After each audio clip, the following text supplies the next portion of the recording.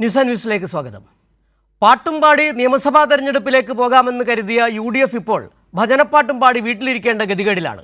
മല കയറി കൊള്ള നടത്തിയതാരെന്ന് ആഗോള അയ്യപ്പ ഭക്തന്മാർ തിരിച്ചറിഞ്ഞതിൻ്റെ ജാള്യത മറയ്ക്കാൻ നുണക്കഥകളുടെ തലതൊട്ടപ്പന്മാരായ ഏതാനും ചില മാധ്യമങ്ങളെ കൂടെ കൂട്ടി സർക്കാരിനും ദേവസ്വം ബോർഡിനുമെതിരെ വല്ലാത്ത കള്ളക്കഥകൾ മെനയുകയാണ് പ്രതിപക്ഷം. സർക്കാരിനും ഇടതുപക്ഷത്തിനുമെതിരെ രാഷ്ട്രീയ വികസന വിഷയങ്ങൾ ഉന്നയിക്കാൻ കെൽപ്പില്ലാത്ത പ്രതിപക്ഷത്തിൻ്റെ വല്ലായ്മ ആഗോള മലയാളികൾ നേരത്തെ തിരിച്ചറിഞ്ഞിട്ടുണ്ട്. ശബരിമലയിലെ സ്വർണം കള്ളക്കൂട്ടങ്ങളെ വെളുപ്പിച്ചെടുക്കാൻ മുത്തശ്ശിപത്രങ്ങൾ നടത്തുന്ന ശ്രമങ്ങളെ എന്ത് പേരിട്ട് വിളിക്കും? ജനങ്ങളുടെ എതിർപക്ഷത്തായ പ്രതിപക്ഷത്തേക്കാൾ കൊടും വിഷം വമിപ്പിക്കുന്ന മഹാമാധ്യമങ്ങൾ ചെയ്യുന്നത് മാധ്യമപ്രവർത്തനമല്ല, മറ്റേതോ ഏർപ്പാടാണെന്ന് മറ്റാരെക്കാളും ഭൂരിപക്ഷം മലയാളികളും തിരിച്ചറിയുന്നുണ്ട്.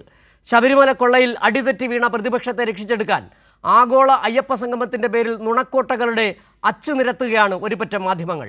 എത്ര കള്ളവാർത്തകൾ പടച്ചാലും എത്ര കനകോലുമാർ വന്നാലും ഇളക്കി മാറ്റാവുന്നതല്ല LDF സർക്കാരിൻ്റെ ജനകീയ അടിത്തറയെന്ന് ഓരോ നിമിഷവും തെളിഞ്ഞുകൊണ്ടേയിരിക്കുകയാണ്. ഉളുപ്പില്ലാതെ നുണപ്രചാരണം നടത്തുന്ന മാധ്യമങ്ങൾക്കും വേണ്ടേ ഒരു ഓഡിറ്റിംഗ്? ഇന്ന് ഈ വിഷയമാണ് ന്യൂസ് ആൻഡ് വ്യൂസ് ചർച്ച ചെയ്യുന്നത്. ചർച്ചയിൽ പങ്കെടുക്കുന്നത് CPIM നേതാവ് ഡോക്ടർ PK ഗോപൻ, കോൺഗ്രസ് നേതാവ് ജോജി K അലക്സ്, മുതിർന്ന മാധ്യമപ്രവർത്തകൻ KJ ജേക്കബ് എന്നിവരാണ്. സ്വാഗതം മൂന്ന് പേർക്കും ചർച്ചയിലേക്കും. ഏതായാലും ഇപ്പോൾ നമ്മൾ ഈ ചർച്ച ആരംഭിക്കുന്നതിന് ഏകദേശം 1.5 മണിക്കൂർ മുമ്പാണ് വികസന കോൺക്ലേവിൽ പങ്കെടുത്തുകൊണ്ട് കോൺഗ്രസിൻ്റെ മുതിർന്ന നേതാവ് മുൻ മന്ത്രി മണിശങ്കർ അയ്യർ പറഞ്ഞത് ഇനിയും മൂന്നാമതും പിണറായി വിജയൻ തന്നെ കേരളത്തിൻ്റെ മുഖ്യമന്ത്രിയാകും. മഹാത്മാഗാന്ധിയുടെ ആശയങ്ങൾ നടപ്പിലാക്കിയത് കേരളമാണ് എന്നുകൂടി അദ്ദേഹം പറയുകയും ചെയ്തു. കമ്മ്യൂണിസ്റ്റുകൾ ഭരിക്കുന്ന കേരളം എന്ന് പറയുകയും ചെയ്തു. ശ്രീ ജോജി, നിലവിൽ നമ്മൾ കണ്ടതാണ് കഴിഞ്ഞ ദിവസങ്ങളിലൊക്കെ തന്നെ വാർത്തകൾ മാധ്യമങ്ങൾ മാതൃഭൂമി, മനോരമ അടക്കം പടച്ചു വിട്ടത് മുഖ്യമന്ത്രിക്ക് 1.5 ലക്ഷത്തിൻ്റെ കട്ടിൽ കൊണ്ടുവന്നത്. ഇതെല്ലാം ഏറ്റുപിടിച്ച് ഇന്ന് VD സതീശൻ പ്രതിപക്ഷ നേതാവ് അടക്കം നടത്തിയ പ്രസ്താവനകൾ മുഖ്യമന്ത്രി അടക്കം ഈ കൊള്ളയിൽ പങ്കു ചേർന്നു എന്നുള്ള തരത്തിലാണ് വരികയും ചെയ്തത്. പക്ഷേ ജനങ്ങൾ കൃത്യമായി തിരിച്ചറിയുന്നുണ്ട് എന്താണ് ശബരിമലയിൽ നടന്നത്, ആരാണ് കെട്ടത്, ആരാണ് പോറ്റിയെ കയറ്റിയെന്നൊക്കെ. ഏതായാലും ഇന്ന് മണിശങ്കർ അയ്യർ കൂടി പറഞ്ഞോടെ ആ കട്ടിൽ കണ്ട് പനിക്കേണ്ട എന്ന് തന്നെയാണ് കേരള ജനത പറഞ്ഞുകൊണ്ടിരിക്കുന്നത്. ഇനി ആഗോള അയ്യപ്പ സംഗമത്തിൻ്റെ പേരിൽ ഓഡിറ്റിംഗ് അല്ല, ഏത് കള്ളവാർത്തകൾ വന്നാലും ആ കട്ടിൽ കണ്ട് പനിക്കേണ്ടെന്നാണ് കേരള ജനത പറഞ്ഞുകൊണ്ടിരിക്കുന്നത്. എങ്ങനെ വിലയിരുത്തുന്നു ഈ വ്യാജ വാർത്തകൾ, ഓഡിറ്റിങ്ങിനെ കുറിച്ചൊക്കെ?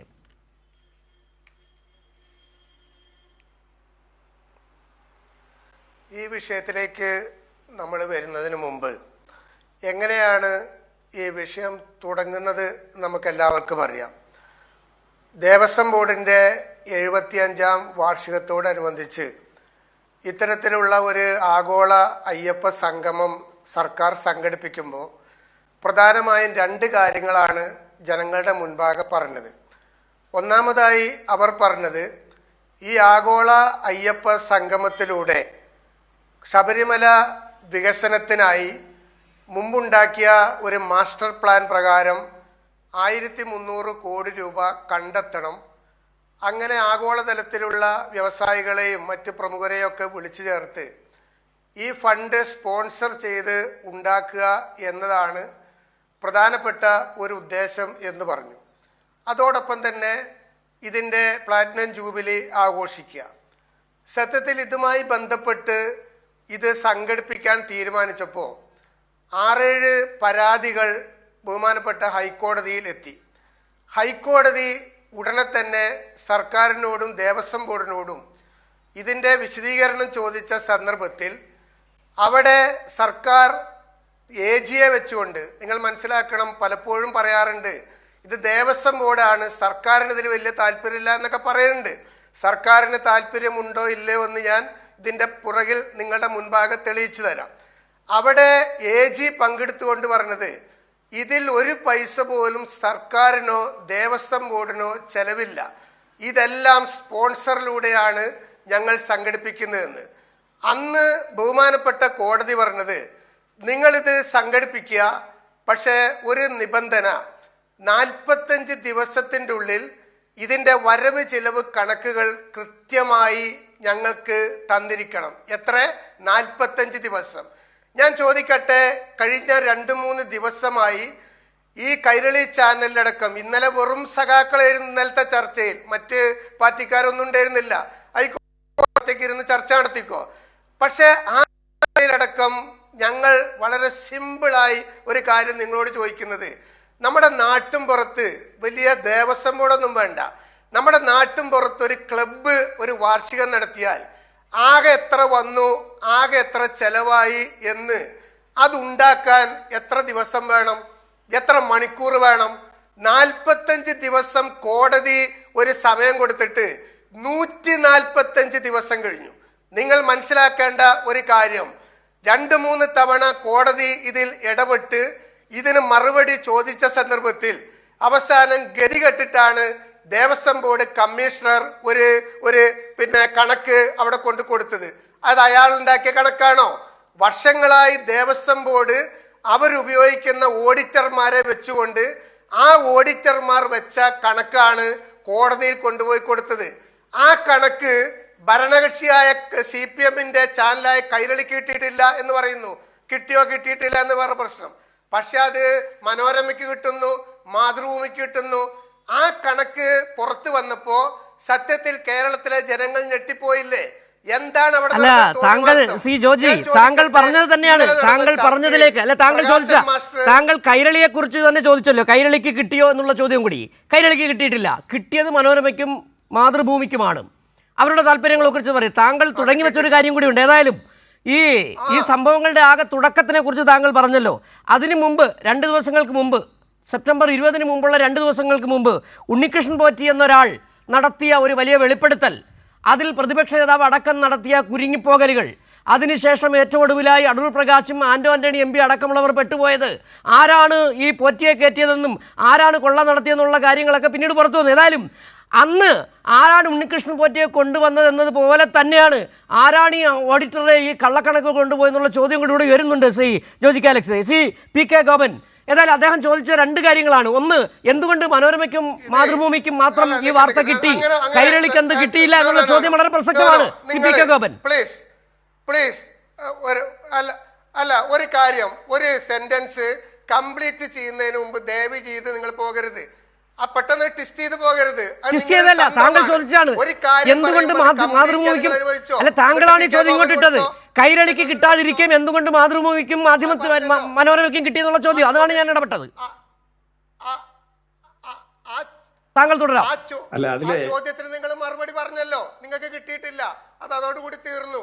ഇനി ഗോപനിലേക്ക് പോകുന്നതിന് മുമ്പ് വേറെ ചില കാര്യങ്ങൾ ചോദിക്കുന്നുണ്ട്. നിങ്ങൾ കഴിഞ്ഞ 2 ദിവസമായിട്ട് പറയുന്നത് എന്താ? ഇത് സർക്കാരിന് ഇതിൽ റോളില്ല, ഇത് ദേവസ്വം ബോർഡാണ്. അടികൊള്ളാൻ ചെണ്ടയും കാശ് വാങ്ങാൻ മാരാരും എന്ന് പറഞ്ഞ പോലെ സർക്കാരിന് ഇതിൽ റോളില്ലെങ്കിൽ അയ്യപ്പനേക്കാൾ ഒരു 100 ഇരട്ടി വലുപ്പത്തിൽ കേരളത്തിൽ വെച്ച ഹോൾഡിങ്സിൽ എന്തിനാ നിങ്ങൾ പിണറായി വിജയന്റെ തലയും വെച്ച് കിടന്നത്? അത് നിങ്ങൾക്ക് റോളില്ലായിട്ടല്ലേ? അപ്പൊ പിണറായി വിജയന്റെ ഫോട്ടോ വെച്ച ഹോൾഡിങ്സ് സെക്രട്ടേറിയറ്റിലും തിരുവനന്തപുരത്തും ലോകത്താകെ വെക്ക. അതിന്റെ കള്ളക്കണക്ക് പുറത്തു വന്നപ്പോൾ പറയാണ് ഞങ്ങൾക്ക് ഇതിൽ റോളില്ല, അത് ദേവസ്വം ബോർഡാണ്. നിങ്ങൾക്ക് ഇതിൽ റോളില്ലേ? നിങ്ങള് കോടതിയിൽ പറഞ്ഞെന്താ? ശബരിമലയിൽ കോടിക്കണക്കിന് ആളുകൾ വരും, അതിലൊരു 1300 കോടി രൂപയാണ് വേണ്ടത്. ഒരു 1000 വ്യവസായികൾ വന്നാൽ അവർ 1 കോടി രൂപ വെച്ച് കൊടുത്താൽ തന്നെ ഒരു 1000 കോടി രൂപ ഉണ്ടാകും. ശബരിമലയുടെ പ്രശ്നങ്ങൾ പരിഹരിക്കപ്പെടും എന്ന് പറഞ്ഞ് തട്ടിക്കൂട്ടിയവരോട് ചോദിക്കുന്നു, 1 പൈസ നിങ്ങൾക്ക് കിട്ടിയോ? 1 പൈസ നിങ്ങൾ അവിടെ നടത്തിയ തോന്നിയാസം എന്താ? ആ ശബരിമലയിലെ അവിടുത്തെ വിഗ്രഹം കട്ടതിനേക്കാൾ വലിയ കളവല്ലേ നിങ്ങൾ നടത്തിയത്? 5000-ഓളം വരുന്ന തൊഴിലാളികൾ, 1264 കൊച്ചു ക്ഷേത്രങ്ങൾ. ആ കൊച്ചു ക്ഷേത്രങ്ങളെ സംരക്ഷിക്കേണ്ടത് പാവപ്പെട്ട കയർ തൊഴിലാളിയും കർഷക തൊഴിലാളിയും ചുമട്ടു തൊഴിലാളിയും ഒക്കെ അധ്വാനിച്ചുണ്ടാക്കുന്ന പണത്തിൽ നിന്ന് ചില്ലി കാശ് കൊണ്ടുപോയി അങ്ങ് ശബരിമലയിൽ കാഴ്ചവെച്ച് പണമെടുത്ത് ദൂർത്തടിക്കല്ലേ നിങ്ങൾ ചെയ്തത്? ദേവസ്വം ബോർഡ് പ്രസിഡന്റ് താമസിക്കാൻ പോയത് എവിടെയാ? കുമരകത്ത്. ഉദ്യോഗസ്ഥന്മാര് താമസിക്കാൻ പോയത് എവിടെയാ? മൂന്നാറിൽ. നിങ്ങൾ അവിടെ നടത്തിയത് കോടിക്കണക്കിന് രൂപയുടെ അഴിമതിയല്ലേ? അല്ല, താങ്കൾ ചോദിച്ച ചോദ്യങ്ങൾ കൃത്യമായി മനസ്സിലായി. താങ്കൾ ചോദിച്ചത് ശ്രീ PK ഗോപൻ അദ്ദേഹം ചോദിച്ചതാണ്, ദൂർത്തടിക്കുകയായിരുന്നില്ലേ? ദേവസ്വം ബോർഡ് പ്രസിഡന്റ് താമസിച്ചത് കുമരകത്തല്ലേ? നിങ്ങൾ മൂന്നാറിൽ പോയി താമസിച്ചില്ലേ? ചോദ്യങ്ങൾ ചോദിച്ചിട്ടുണ്ട് അദ്ദേഹം. വളരെ കൃത്യമായി തന്നെ അദ്ദേഹം പറയുകയും ചെയ്തു. പക്ഷേ അദ്ദേഹം മറന്നുപോയ ചില കാര്യങ്ങളുണ്ട്. ഈ കണക്കുകൾ ഏറ്റവും പുതിയ വരുമ്പോഴത്തെ അവിടുത്തെ കണക്കുകൾ 4 കോടിയാണ്. അവിടെ 3.5 കോടി 3 കോടി 20 ലക്ഷം കൊടിമരക്കൊള്ള നടത്തിയവരെ കുറിച്ച് നമുക്ക് പിന്നീട് വരാം. ശ്രീ PK ഗോപൻ, ഏതായാലും അദ്ദേഹം ചോദിച്ച ചോദ്യങ്ങൾക്ക് താങ്കൾക്ക് മറുപടി പറയാം. അദ്ദേഹം ഇവിടെ കോൺഗ്രസിന്റെ ഒരു പൊതുയോഗത്തിൽ സംസാരിക്കുന്നത് പോലെയാണ്. വസ്തുതകളുടെ പിൻബലമില്ലാതെ ഈ മലയാള മനോരമ, മാതൃഭൂമി രണ്ട് പത്രത്തിന്റെ കുറച്ച് ദിവസങ്ങളായിട്ടുള്ള വാർത്തകളാണ്. നമ്മളത് ശ്രദ്ധിക്കുന്നുണ്ട്. തെരഞ്ഞെടുപ്പ് അടുത്തു വരുംതോറും അവരുടെ എഡിറ്റോറിയൽ ബോർഡ് യോഗം ചേർന്നുകൊണ്ട് ഗവൺമെന്റ് വിരുദ്ധ വാർത്തകൾ വളരെ ഫലപ്രദമായിട്ട് ക്യാമ്പയിൻ ചെയ്യണമെന്നുള്ളത് അവരുടെ തീരുമാനമാണ്. അവർ വർഷങ്ങളായി തുടർന്നു വരുന്നതിൽ ഒരു മൂന്നാമത് ഇടതുപക്ഷ മുന്നണി ഗവൺമെന്റ് അധികാരത്തിൽ വരാതിരിക്കാനുള്ള ജാഗ്രത കേരളത്തിലെ പ്രധാനപ്പെട്ട മാധ്യമങ്ങൾക്കുണ്ട്. അവരെ സംബന്ധിച്ചിടത്തോളം അവർ കൊടുത്തിട്ടുള്ള വികസന അവസാന കാലത്തെ ഉമ്മൻചാണ്ടിക്ക് നിങ്ങൾ പട്ടുമെത്തല്ലേ? അല്ല ശ്രീ ജോജി, താങ്കൾക്ക് അവസരം കിട്ടി. ഡോക്ടർ പി കെ ഗോവൻ പറയട്ടെ, അതിനുശേഷം താങ്കൾ മറുപടി പറയും. ഇദ്ദേഹം ഇതിനായിട്ട് വന്നതോ? ശ്രീ ജോജി അലക്സ്, താങ്കൾ പറയാനുള്ള വിഷയം താങ്കൾ അവതരിപ്പിച്ചു. ഡോക്ടർ പി കെ ഗോവൻ മറുപടി പറയട്ടെ താങ്കൾ ചോദിച്ച ചോദ്യത്തിന്. മാത്രമല്ല അജിംഷ, സത്യസന്ധമായി കാര്യങ്ങൾ പറയണം. അല്ല എന്നാ ഇദ്ദേഹം എഴുതി തന്നാട്ടെ കേട്ടോ. ജോജി ഇങ്ങ് എഴുതി തന്നാട്ടെ, അതെല്ലാം ഞാനങ്ങ് പറയാം. ശ്രീ പി കെ ഗോവൻ താങ്കൾക്ക് പറയാം. അല്ലല്ല, ഇത് സാധാരണ കോൺഗ്രസ് പ്രതിനിധികള് 2ാം റൗണ്ട് 3ാം റൗണ്ട് ആകുമ്പോഴാണ് കയറി ആരും സംസാരിക്കാൻ സമ്മതിക്കാത്തത്. ഇദ്ദേഹം തുടക്കത്തിൽ തന്നെ ഇതാണോ ഏർപ്പാട്? മാത്രമല്ല എന്നെ പിന്നെ ഇതിനകത്ത് സിജു അസത്യം പറഞ്ഞ ഇടപെടും. അല്ല ശ്രീ ജോജി കെ അലക്സ്, എന്ത് ജനാധിപത്യ വിരുദ്ധ നിലപാടാണ് താങ്കൾ പറയുന്നത്? താങ്കൾക്ക് സംസാരിക്കാൻ, താങ്കൾ അവതരിപ്പിക്കാനുള്ള വിഷയമെല്ലാം താങ്കൾ അവതരിപ്പിച്ചു. അതിന് ചോദ്യം താങ്കൾ CPM-ന്റെ പ്രതിനിധിയോടായിരുന്നില്ലേ? അദ്ദേഹത്തിന് മറുപടി പറയണ്ടേ?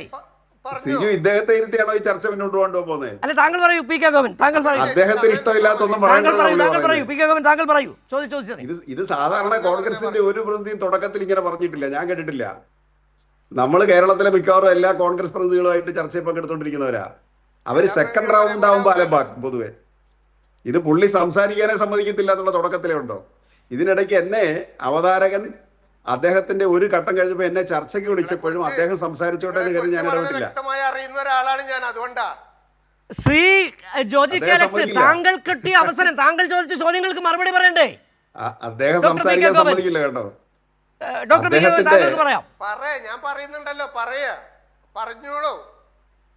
ഇതാണ് പ്രശ്നം. താങ്കൾ പറയൂ പി കെ ഗോവൻ. എന്നോട് ഇടയ്ക്ക് വെച്ച് തന്നെ സംസാരിക്കാൻ അവതാരകൻ വിളിച്ചപ്പോഴും കോൺഗ്രസിന്റെ പ്രതി പൂർത്തിയാക്കണം അദ്ദേഹം പറഞ്ഞപ്പോൾ അതിന് ഞാൻ സമ്മതിച്ചു കൊടുത്തു. പക്ഷെ ഞാൻ തുടങ്ങുമ്പോഴേ അദ്ദേഹം പറയുന്നത് ഞാൻ പറയൂ എന്തൊക്കെ നിങ്ങൾ സംസാരിക്കണമെന്ന്, അത് മാത്രം എനിക്ക് കേട്ടാൽ മതി എന്ന് പറഞ്ഞാൽ എന്ത് ചെയ്യും? ഇവര് ഈ ദൂരെ ഇരുന്നത് കൊണ്ടാ. അടുത്തിരിക്കുകയായിരുന്നെങ്കിൽ ഇവര് നമ്മുടെ കൊങ്ങയ്ക്ക് കയറി പിടിക്കും. കാരണം KPCC വർക്കിംഗ് പ്രസിഡന്റ് കൊങ്ങയ്ക്ക് പിടിച്ച് പിന്നെ വർക്കിംഗ് പ്രസിഡന്റിനാൽ കൊങ്ങയ്ക്ക് പിടി കൊള്ളാൻ അധ്യക്ഷ യോഗ്യതയുള്ള പാർട്ടിയാണ്. നിങ്ങൾ ഇപ്പോഴും വിഷയത്തിലേക്ക് വരുന്നില്ല. പറയൂ നിങ്ങളോട് ഞാൻ 2-3 തവണ പറഞ്ഞു പറ. പക്ഷെ നിങ്ങളുടെ സൗജന്യം എന്തിനായിരിക്കും സംസാരിക്കാൻ? താങ്കൾ മിണ്ടാതിരുന്നാലല്ലേ അദ്ദേഹത്തിന് സംസാരിക്കാൻ പറ്റൂ. എനിക്ക് കോൺഗ്രസ് പ്രതിനിധിയുടെ സൗജന്യം എന്തിനാ? താങ്കൾ സംസാരിക്കാതിരുന്നാലേ അദ്ദേഹത്തിന് മിണ്ടാൻ പറ്റൂ. എനിക്ക് കോൺഗ്രസ് പ്രതിനിധിയുടെ ഔദാര്യം എന്തിനാ സംസാരിക്കാൻ? താങ്കൾ സംസാരിക്കുന്നു ഡോക്ടർ പി കെ ഗോവൻ. വിചാരിക്കുന്നുണ്ടോ നിങ്ങളുടെ സൗജന്യം വേണം? താങ്കൾ ചോദിച്ച ചോദ്യത്തിന് കൃത്യമായി മറുപടി പറയൂ. അത് ജോജി കെ അലക്സ് ഇത്തരം മര്യാദകേട് പറയരുത് ഇവിടെ ഇരുന്ന്.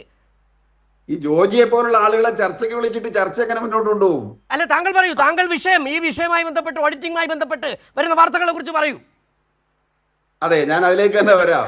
അല്ലാതെ എനിക്കിപ്പോ കോൺഗ്രസിന്റെ പ്രതിയെ നന്നാക്കാൻ പോയാൽ നമ്മുടെ ചർച്ചയുടെ സമയം കിട്ടത്തില്ല. അതെ, തീർച്ചയായും. അപ്പൊ ഞാൻ പറഞ്ഞു വരുന്നത്, കേരളത്തിലെ പ്രമുഖമായിട്ടുള്ള മാധ്യമങ്ങൾ കഴിഞ്ഞ 5 വർഷമായിട്ട് കേരളത്തിലെ വികസന പ്രവർത്തനം ഏതെങ്കിലുമൊക്കെ അവർക്കും കൊടുക്കേണ്ടി വന്നിട്ടുണ്ടല്ലോ. ഒന്നുകിൽ ഉദ്ഘാടനത്തിന്റെ പേരിൽ, അല്ലെങ്കിൽ PRDയുടെ അറിയിപ്പിന്റെ പേരിൽ, അല്ലെങ്കിൽ സ്റ്റോറിയുടെ പേരിൽ, വാർത്തയുടെ പേരിലൊക്കെ ഈ മാധ്യമങ്ങൾക്കെല്ലാം കേരളത്തിലെ ഡെവലപ്മെന്റ്സിനെ കുറിച്ച് വാർത്ത കൊടുക്കേണ്ടി വന്നിട്ടുണ്ട്. അത്രയും വാർത്തകൾ പൊതുജന മനസ്സിലുണ്ടെങ്കിൽ തന്നെ കേരളത്തിലെ 10 വർഷത്തെ ഭരണം അവരുടെ മുമ്പിലുണ്ട്. അപ്പം വലിയ തോതിൽ ഒരു ക്രോസ് ചെക്കിങ്ങും ഇല്ലാത്ത വാർത്തകൾ സൃഷ്ടിക്കുക, കൊടുക്കുക. 2-3 ദിവസം കഴിയുമ്പോൾ ഈ വാർത്ത പൊളിഞ്ഞു പാളീസാകുമ്പോൾ ആ വാർത്തയെക്കുറിച്ച് മിണ്ടാതിരിക്കുക. തങ്ങൾ പറഞ്ഞത് തെറ്റാണെന്നോ ഒന്നും പറയാതിരിക്കുക.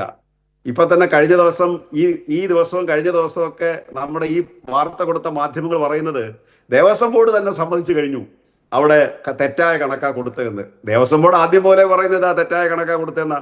അപ്പൊ ദേവസ്വം ബോർഡ് സമ്മതിച്ചു തെറ്റായ കണക്കാ കൊടുത്തതെന്നുള്ള രൂപത്തിലാണ് വാർത്തകൾ സൃഷ്ടിച്ചുകൊണ്ടിരിക്കുന്നത്. ഇനി ഇദ്ദേഹം പറഞ്ഞ കാര്യത്തിലേക്ക് വരാം. അയ്യപ്പ സംഗമം സംഘടിപ്പിച്ചത് മാസ്റ്റർ പ്ലാൻ തയ്യാറാക്കാൻ വേണ്ടി തന്നെയാണ്. അത് ചുരുങ്ങിയ കാലത്തേക്കല്ല സർ, 2050 വരെ ലോക തീർത്ഥാടന കേന്ദ്രമാക്കി ശബരിമലയെ മാറ്റി തീർക്കുക എന്ന ടാർഗറ്റാണ് ഗവൺമെന്റിന് മുമ്പിലുള്ളത്. അതിനുവേണ്ടി ഗവൺമെന്റ് ചില പ്രോജക്റ്റുകൾ തയ്യാറാക്കി. ഗവൺമെന്റ് മീൻസ് ദേവസ്വം ബോർഡ് ചില പ്രോജക്റ്റുകൾ തയ്യാറാക്കി. എഞ്ചിനീയറിംഗ് കോളേജ് കൊണ്ട് സർക്കാർ എഞ്ചിനീയറിംഗ് കോളേജ് വഴി അവർ അതിന്റെ ഡീറ്റെയിൽസും ഉണ്ടാക്കി. എന്നിട്ട് അത് ചർച്ചയ്ക്ക് വെക്കുകയാണ്. കേരളത്തിൽ കഴിഞ്ഞ 10 വർഷമായിട്ട് നടന്ന എല്ലാ വികസന പ്രവർത്തനങ്ങളും ക്യാബിനറ്റ് ഡിസിഷൻ മാത്രമല്ല, പാർട്ടികളുടെ തീരുമാനം മാത്രമല്ല, LDFന്റെ തീരുമാനം മാത്രമല്ല, കേരളത്തിന്റെ ജനകീയനായ മുഖ്യമന്ത്രി, ഒരുപക്ഷെ രാജ്യം കണ്ട ഏറ്റവും നല്ല പ്രഗത്ഭരായ മുഖ്യമന്ത്രിമാരിൽ ഒരാൾ, ഇന്ന് തന്നെ മണിശങ്കരയുടെ പ്രസംഗം അങ്ങ് ചൂണ്ടിക്കാണിച്ചു. അതുപോലുള്ള ലോകവീക്ഷണമുള്ള രാഷ്ട്രീയ നേതാക്കൾ വളരെ ശക്തരായി പിന്തുണ കൊടുക്കുന്ന പിണറായിയെ പോലുള്ള ഒരു മുഖ്യമന്ത്രി കേരളത്തിൽ ഈ 10 വർഷം ചെയ്തതും അദ്ദേഹം ഏകാധിപത്യപരമായിട്ടല്ല, ക്യാബിനറ്റ് ഡിസിഷൻ വരുന്നതിന് മുമ്പ്. ഇപ്പൊ അന്താരാഷ്ട്ര പഠന കോൺഗ്രസ് അടുത്ത ദിവസങ്ങളിൽ തിരുവനന്തപുരത്ത് നടക്കാൻ പോവുക. അത് സഖാവ് EMSന്റെ കാലത്ത് ആരംഭിച്ചതാണ്. ആ പഠന കോൺഗ്രസിൽ, നവകേരള സദസ്സിൽ, വ്യാപാരി സമൂഹത്തിൽ, വ്യവസായി സമൂഹത്തിൽ, സാംസ്കാരിക പ്രവർത്തകരുടെ യോഗത്തിൽ, സാധാരണ തൊഴിലാളികളുടെ യോഗത്തിൽ, കൃഷിക്കാരുടെ യോഗത്തിലൊക്കെ ഉയർന്നു വരുന്ന ആശയങ്ങളെ മൂർത്തമാക്കി മാറ്റി അതിനെ ഇംപ്ലിമെന്റ് ചെയ്യാനുള്ള ശേഷിയുള്ള ഒരു സർക്കാരായതുകൊണ്ട് അത് മറ്റെല്ലാ വികസന പ്രവർത്തനങ്ങളിലും കാഴ്ചപ്പാടുള്ളതുപോലെ ശബരിമലയിൽ നമുക്ക് ശക്തമായി ഇടപെടണം. അവിടെ ഈ ഒരു സാധാരണ ഒരു ക്ഷേത്രമല്ല, കാനന ക്ഷേത്രമാണ്. അവിടെ വലിയ തോതിൽ ജനങ്ങൾ വരുന്നു, 1/2 കോടി ആളുകൾ ഒരു വർഷം വരുന്നു. അവരെ നമുക്ക് നല്ല സൗകര്യങ്ങൾ കൊടുത്ത് അവരെ സന്തോഷിപ്പിച്ച് തന്നെ തിരിച്ചു വിടണം. അതിനെന്താ മാർഗം? അപ്പോ വിദേശത്ത് നിന്ന് വരുന്ന 15 വിദേശ രാജ്യങ്ങളിലെ പ്രതിനിധികൾ, 14 സംസ്ഥാനങ്ങളിലെ പ്രതിനിധികൾ, 4126 പേര് രജിസ്റ്റർ ചെയ്യുന്നു. അവിടെ 26 ഹൈന്ദവ സംഘടനകൾ ആ യോഗത്തിൽ പങ്കെടുക്കുന്നു. കേരളത്തിലെ പ്രമുഖമായ സംഘടനകളും ചെറിയ സംഘടനകൾ ഉൾപ്പെടെയുള്ള സംഘടനകളെല്ലാം പങ്കെടുക്കുന്നു.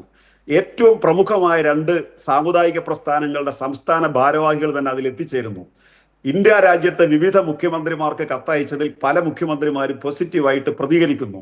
തമിഴ്നാട് ഗവൺമെന്റ് പ്രത്യേകമായി പ്രതിനിധി അയക്കുന്നു, മുഖ്യമന്ത്രി പങ്കെടുക്കുന്നില്ല, മറ്റു പ്രതിനിധികളെ അയക്കുന്നു.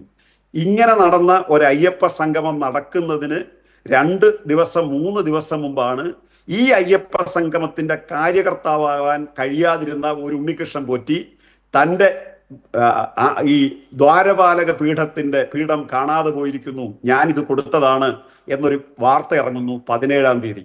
ആ 17-ാം തീയതി തന്നെ ബഹുമാനപ്പെട്ട പ്രതിപക്ഷ നേതാവ് അസംബ്ലിക്കകത്ത് ഈ പ്രശ്നം ഉന്നയിക്കുന്നു. നല്ല ടൈപ്പായിരുന്നു. അപ്പൊ ഉണ്ണികൃഷ്ണൻ പോറ്റിയെ ഒരു അവതാര പുരുഷനായിട്ടാണ് അവതരിപ്പിച്ചത്. 11ാമത്തെ അവതാരമാണ് ഉണ്ണികൃഷ്ണൻ പോറ്റി.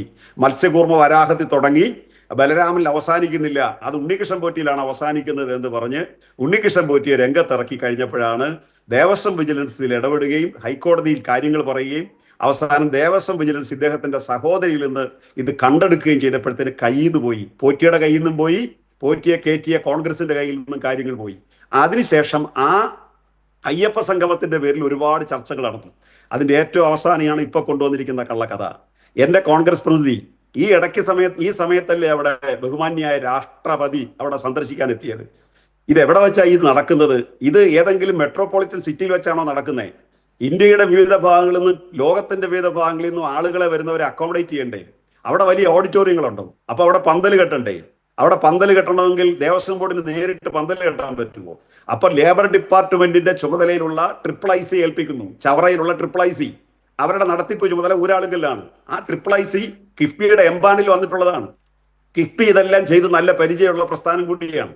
അങ്ങനെ അവർ പന്തൽ കെട്ടുന്നു, അതിന് പൈസ കൊടുക്കേണ്ടി വരുന്നു.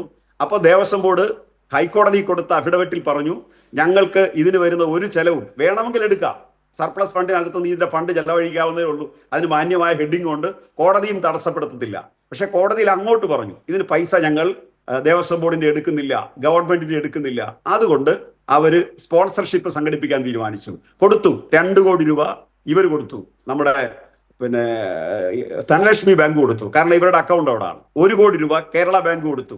അപ്പോൾ ദേവസ്വം ബോർഡിന്റെ അക്കൗണ്ടുള്ള ബാങ്കുകൾ 3 കോടി രൂപ കൊടുത്തു. അദാനി 1 കോടി രൂപ ഓഫർ വെച്ചിരിക്കുന്നു. ഇനി 99 ലക്ഷം രൂപയും കൂടെ മതി അത് പൂർത്തിയാക്കാൻ. അപ്പോഴാണ് ഈ കണക്ക് വന്നിരിക്കുന്നത്. ഈ കണക്കിനകത്ത് വന്ന പച്ചക്കള്ളം എന്തൊക്കെയാ? പച്ചക്കള്ളത്തിൽ ഇപ്പോഴും അദ്ദേഹം പറയും ചെയ്തു, ദേവസ്വം ബോർഡ് പ്രസിഡന്റ് കുമരകത്തിൽ പോയി നോക്കിയെന്ന്. ഞാന് കോൺഗ്രസിന്റെ പ്രതിനിധിയോട് ഞാൻ ഈ ചർച്ചയെ വെല്ലുവിളിച്ച് ശീലമൊന്നുമില്ല. ഞാൻ നാളെ വന്ന് അങ്ങയോട് മാപ്പ് പറയാം. ദേവസ്വം ബോർഡ് പ്രസിഡന്റ് ഈ സംഭവം നടക്കുമ്പോൾ കുമരകത്ത് റിസോർട്ടിൽ പോയി താമസിച്ചെങ്കിൽ ഞാൻ ഈ ചടങ്ങിലോ അല്ലെങ്കിൽ അങ്ങ് പറയുന്ന സ്ഥലത്തോ വന്ന് മാപ്പ് പറയാം ഈ നമ്മുടെ ദേവസ്വം ബോർഡിന്റെ ഈ സംഭവം നടക്കുന്ന സമയത്ത്. അല്ലാതെ അദ്ദേഹം കുമരകത്തൊക്കെ പക്ഷേ അതിന് മുമ്പോ അതിന് ശേഷമോ താമസിച്ചിട്ടുണ്ടോ എന്ന് എനിക്കറിയത്തില്ല. ഈ അയ്യപ്പ സംഗമവുമായി ബന്ധപ്പെട്ട് ദേവസ്വം ബോർഡ് പ്രസിഡന്റ് കുമരകം റിസോർട്ടിൽ പോയി താമസിച്ചെങ്കിൽ ഞാൻ അങ്ങയോട് പരസ്യമായിട്ട് മാപ്പ് പറയാം. ഈ ചർച്ചയിൽ പങ്കെടുക്കുന്ന ഒരുപക്ഷേ ശ്രീ പ്രതിപക്ഷ നേതാവ് വി ഡി സതീശനെ പോലെ അദ്ദേഹത്തിന് ഒരു ആവേശത്തിലേക്ക് തള്ളിപ്പോയതാണ് കുമരകത്ത് ദേവസ്വം ബോർഡ് പ്രസിഡന്റ് വന്ന് താമസിച്ചത്. ഏതായാലും താങ്കളിലേക്ക് മടങ്ങി വരാം. ശ്രീ കെ ജെ ജേക്കബ്, മുതിർന്ന മാധ്യമപ്രവർത്തകർ നമുക്കൊപ്പം ഉണ്ട്. ശ്രീ കെ ജെ ജേക്കബ്, ഏതായാലും താങ്കൾ ഇന്നൊരു ഫേസ്ബുക്ക് പോസ്റ്റിലിട്ടൊരു കമൻറ്റ് കൂടി കണ്ടതുകൊണ്ടാണ് ഞാൻ അത് ഒന്നുകൂടി എടുത്ത് ചോദിക്കുന്നത്. അതായത് ഈ എസ്റ്റിമേറ്റും ചെലവും തമ്മിൽ വലിയ വ്യത്യാസം, അതിൻ്റെ ഒരു കൃത്യമായ ഒരു പരിഹാസത്തോടെ താങ്കൾ ഒരു ഇമോജി ഇട്ടുകൊണ്ട് കൊടുത്ത ഒരു ഫേസ്ബുക്ക് പോസ്റ്റ് ഞാൻ കാണുകയും ചെയ്തു.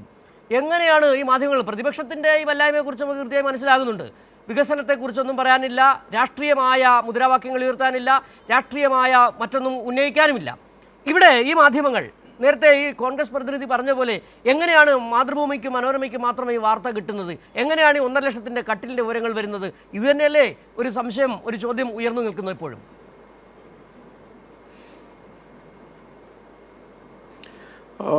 ഭയങ്കര സങ്കടം ആയിപ്പോയി രാവിലെ ആ വാർത്ത കണ്ടപ്പം. അത് ബ്രേക്കിംഗ് ന്യൂസ് എന്ന് പറഞ്ഞിട്ടാണ് ഞാൻ കണ്ടത്.